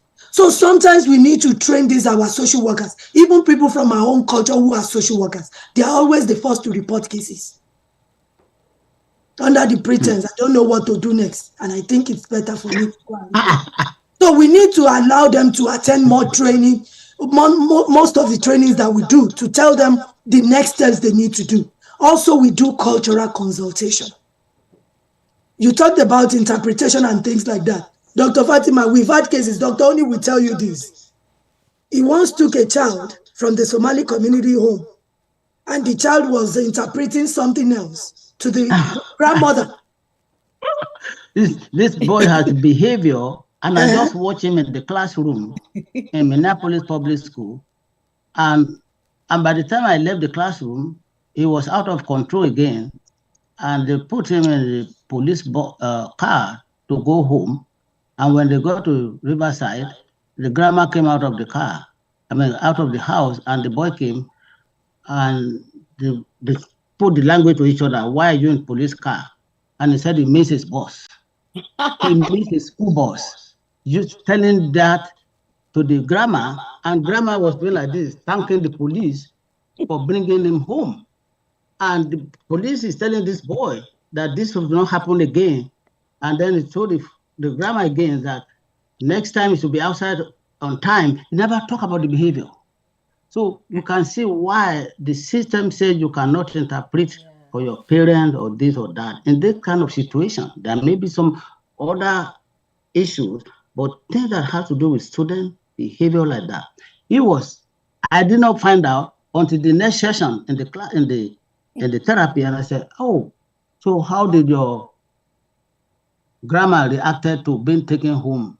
He said, well, I want to confess to you, Dr. Oni, that I did not tell my mom what happened, my grandma what happened. I said, so tell me, what did you tell your grandma? She told me those things I just mentioned. I said, wow, did you feel good after the police left and you are staying with your grandma? Because I want to get to his conscience to say, did you think what you did? I did not even, and we have other issues where kids were kicked out of the house. And I went to the parents' house only to find out that this boy was in one of my summer program, and the boy was the most difficult in the classroom during that summer program. And one day he missed the class. So I walked in, everybody went on a field trip, and walked all the way from home to the place. And I said, and he came in and I said, where have you been? He said, I'm late. And so let me give you a ride back home. said, no, I will walk back. I said, no, I'm taking you home. I put him in the car. Since North Minneapolis, we got there. Grandma came out, saw me, and hugged me and everything. And this boy was looking like, what? So, and I said, is this your grandma? He said, yeah. Apparently, this boy's older brother used to be in my residential facility before from Department of Correction at that time. So the mother was so happy to see that I was working. All summer, this boy was really untouchable. Did you know I did not say a word to this boy? When we went to class the following day, for the entire summer, this boy was angel. First, I did not say anything to the grandma about his behavior. I protected him. He knew I protected him. And I did it on purpose just to see how the following day I was going to react. The teachers were calling me, or the instructor were calling me that this boy, what happened to him, they don't know. I said, why? They said he was the best behaved in the classroom. Because he was afraid. Now they know that grandma knows me. It's like, I'm a deep doo-doo here. I'm a deep soup. If this man would have told my grandma, I would be punished. But I did not.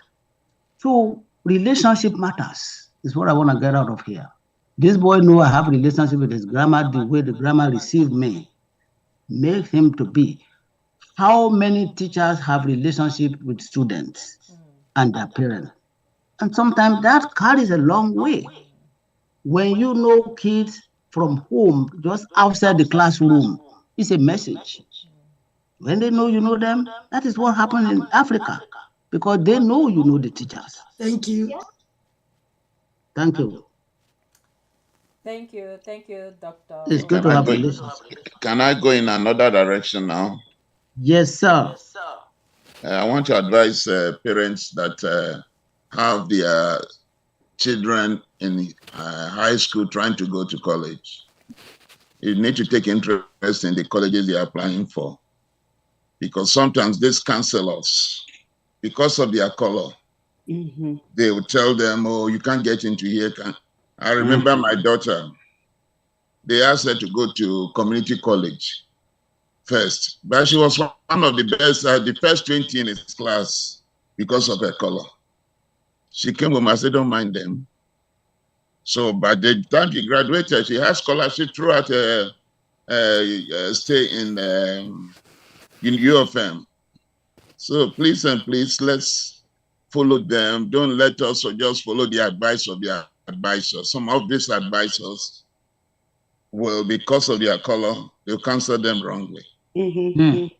Another one I learned, which I learned very late, is that about self-esteem.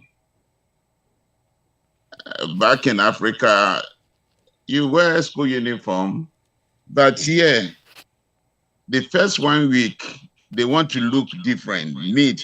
That is new clothes. That back then, so you have all this, they didn't like it at all. Because later I learned that at least there is what we call a week of show off. At least that they will know that they have, and it helps them in self-esteem, because others will be coming with new clothes for the first 1 week. After the first 1 week, things can change. So if your children are asking you to buy them some new clothes, please be free, at least for spend money for them to look good, and it will help their self-esteem in school. Those are the 2 points I want to bring out today. Very good. From my own personal experience. Thank you so much, Pastor. And that will make me talk about having back to school supplies for these kids. And we want to thank even International. We want to thank RCCG too for doing that for the students that are going back. We as an organization, Progressive Individual Resources and Restoration for All, we've done over 500 backpack supplies to give to these kids. And one surprising thing about this exercise was that we didn't see most of the people in our community signing up. You know, sometimes if it's just pencils and biros that we have to give to these kids, it's just, you know, part of it. We can have so many organizations doing this, but we need to be more forthcoming. We shouldn't be too proud to receive from others, even if they are giving only pencils and erasers. Let us make sure the children, they have the supplies that they need for school. It may not seem like a huge factor here, but what I'm saying in essence is that it gives them that self-confidence. It means, you know, they think I'm valuable. Someone is giving back to me. So I want to encourage us to really try and be more responsive as parents when there are community events. Thank you to those people who took their time to be here today. We know today is Labor Day, but, you know, I think there is a good turnout for this. Yeah. More than 25 people. So we just need to keep the conversation going. Thank you so much. So where's the grill out? Where are we going for grill out? For Labor Day. Okay, Yes, thank you. We have a question in the chat. Yes. It says, thank you for the great informative presentations. It's good to know ways in which we can look out for children. I was wondering, though, in what other ways can we still maintain our culture within our homes without overstepping the boundaries of the environment we are in? Yes, I call myself a culture carrier. And when you say a culture carrier, immediately people see you, they see your culture. It's not about the clothes you wear. It's not about the food you eat. It goes beyond that. We need to understand the basics of culture. And number one, sometimes as parents, we become too busy to prepare our dishes. And, you know, when that is going on often, the kids, they tend to look for fast food. And then they lose touch with our food. And food is very cultural. So we need to really, you know, look at that. These are the basics that we are talking about. Greeting people. You know, there was a time we had this kind of a forum, and, you know, we got to that, we got to the place, and everybody got busy. There was no time to say hi and, you know, greet people. It didn't go well with the people that were there. It means if you don't have that, you know, that culture of saying hi to people. And I think it's common with us. We just go our way. You think people will not answer you. Greet them. If they don't answer, keep it hanging. They'll pick it there whenever they get there. So we need to encourage our kids to show respect and probably greet people wherever they get to. First, greet people. You are not overstepping any boundaries. Also, I think so many people talked about sibling relationship here today. We need to encourage siblings to show respect, even the older ones to show respect to the younger ones. Don't think because you are older, you can talk anyhow or talk down on your maybe younger sister or younger brother. We need to encourage them to show respect even at home. So I know Dr. Oni, we have a lot to say about this. Dr. Lawson too. Let me just stop there so to allow them to say something too. Thank you. You know, one thing that I try to do, thank you, Dr. Ola, for that, because everything you said, I have tried to do in my own home. Another thing that I do is that I find out what my negotiables are and non-negotiables. You talk about my third daughter, who is now a teacher, also called the police on me. And this is why she wouldn't do her dishes and everything. I have 4 daughters. At that time, the youngest one was not in the on roll for chores. They make their bed, they do this, they do that. I'm like, I have daughters. Why will I have somebody to clean my house, or why should I do it? So it kept on going for a long time. So, you know, the way my mom and others talk to me, I said, if I come back from work and those plates are still there, I will skin you alive. And then she called the cops. By the time I came home, the cops were waiting for me with my daughter. You know, actually, they called me when I was at work. So what saved me was that I was then an assistant principal in the gifted and talented school.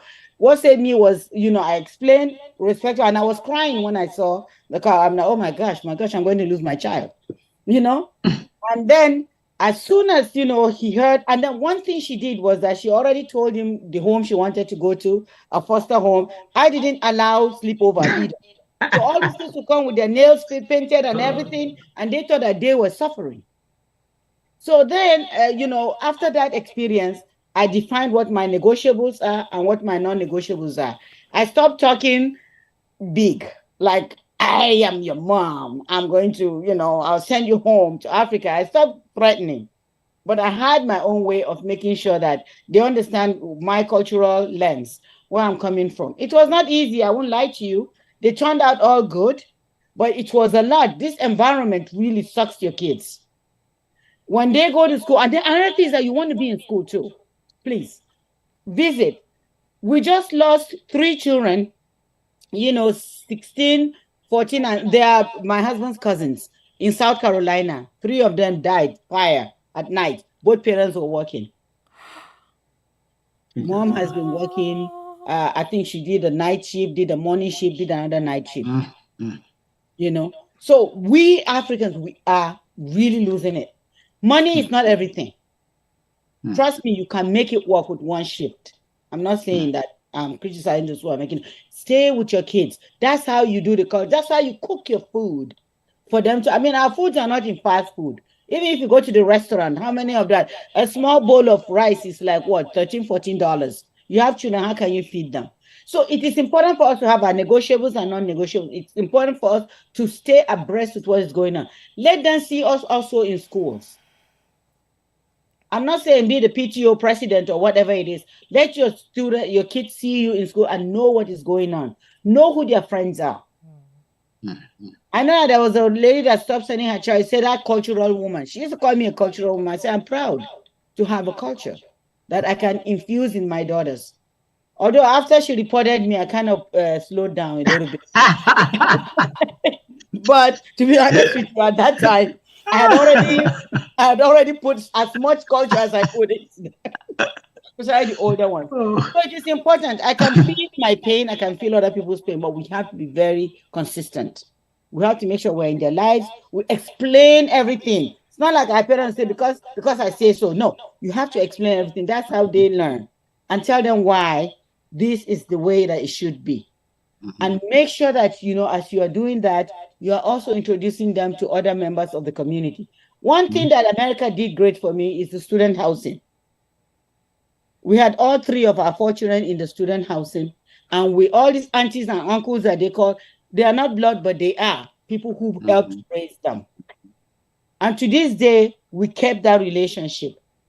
Because it's not easy to raise these kids by yourself. So it's very important to have a community, which is why we have all these organizations. We want our children to be involved in those organizations. That's another way to get the culture going. Please don't lose face of that culture, please.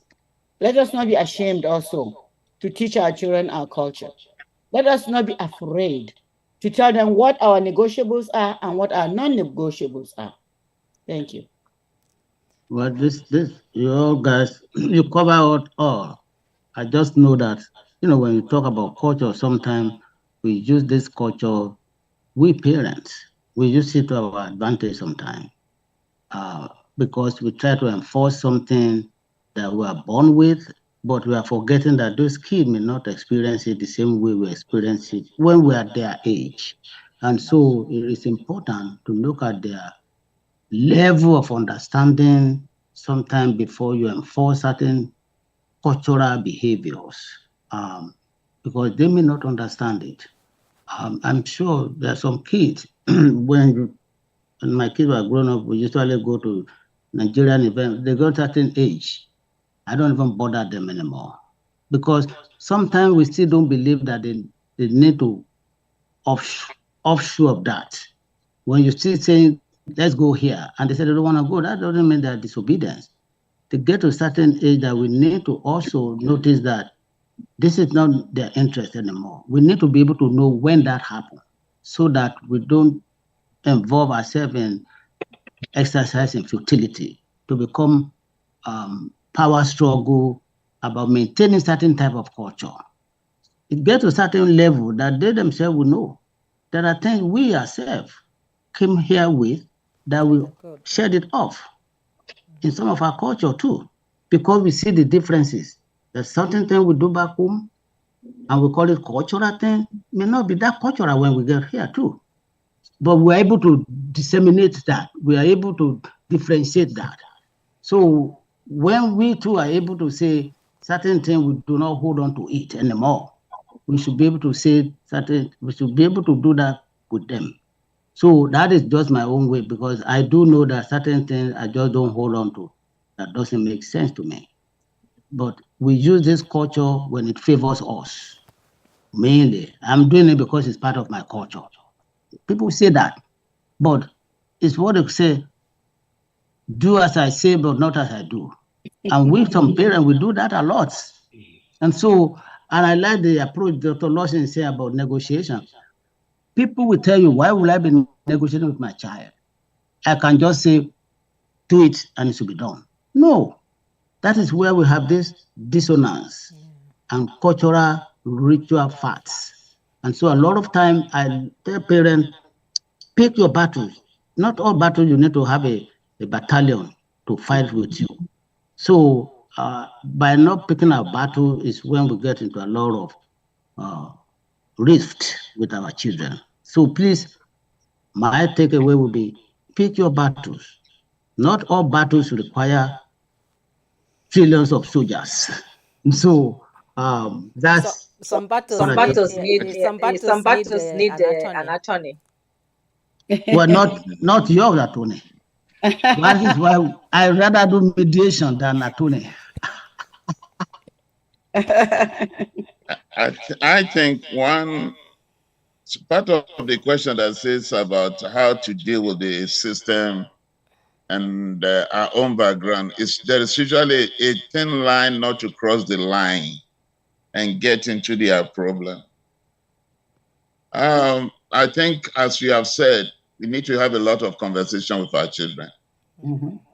Most of us, the way we're brought up is different.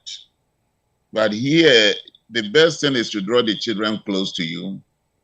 Let them feel that you are not just a parent, but a friend that they can confide in. And that whatever you tell them is for their own good.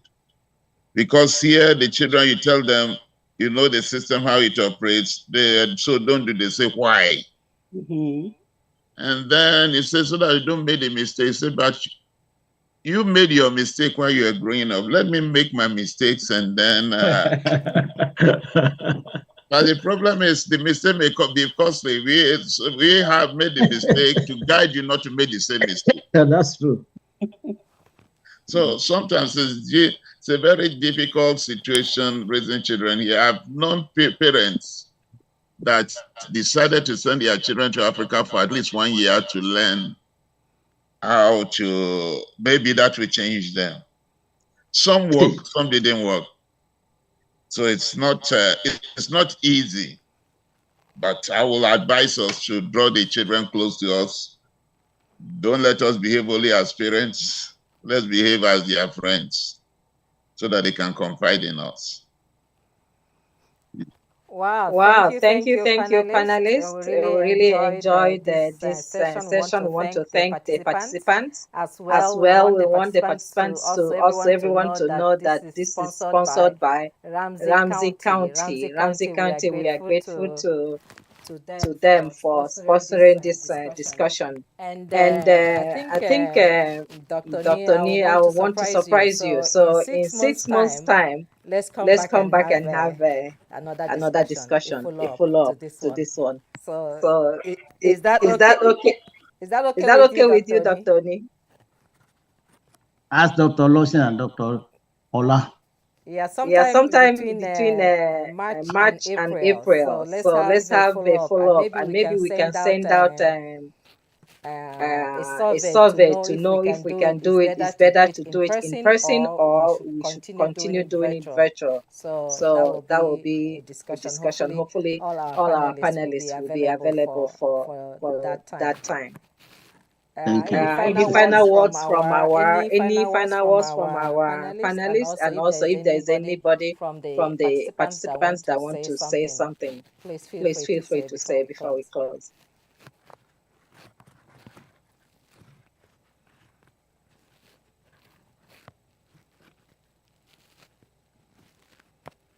Well, I want to say we will commit all our children to the hand of God, that God will guide them through, and also all our educators, God will grant them the wisdom to handle this session. And by God's grace, we continue to get better, even with all the constraints they encounter. We're going to pray for them.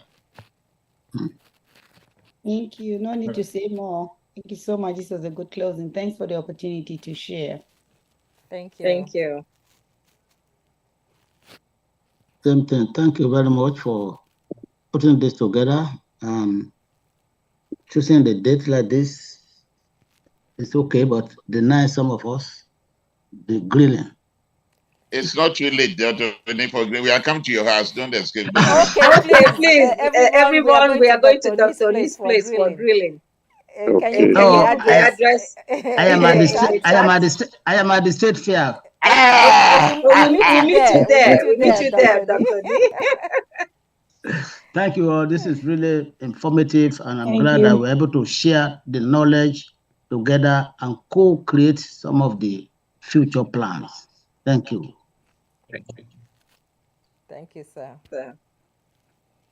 Bye. Bye. Bye. So everything that has a beginning has an end. So we have come to the end. So let's watch out for the next session coming up between March and April this year. Thank you, everyone. Thank you. All right, thank you. Bye-bye. Enjoy your Labor Day and grilling. All right. You too.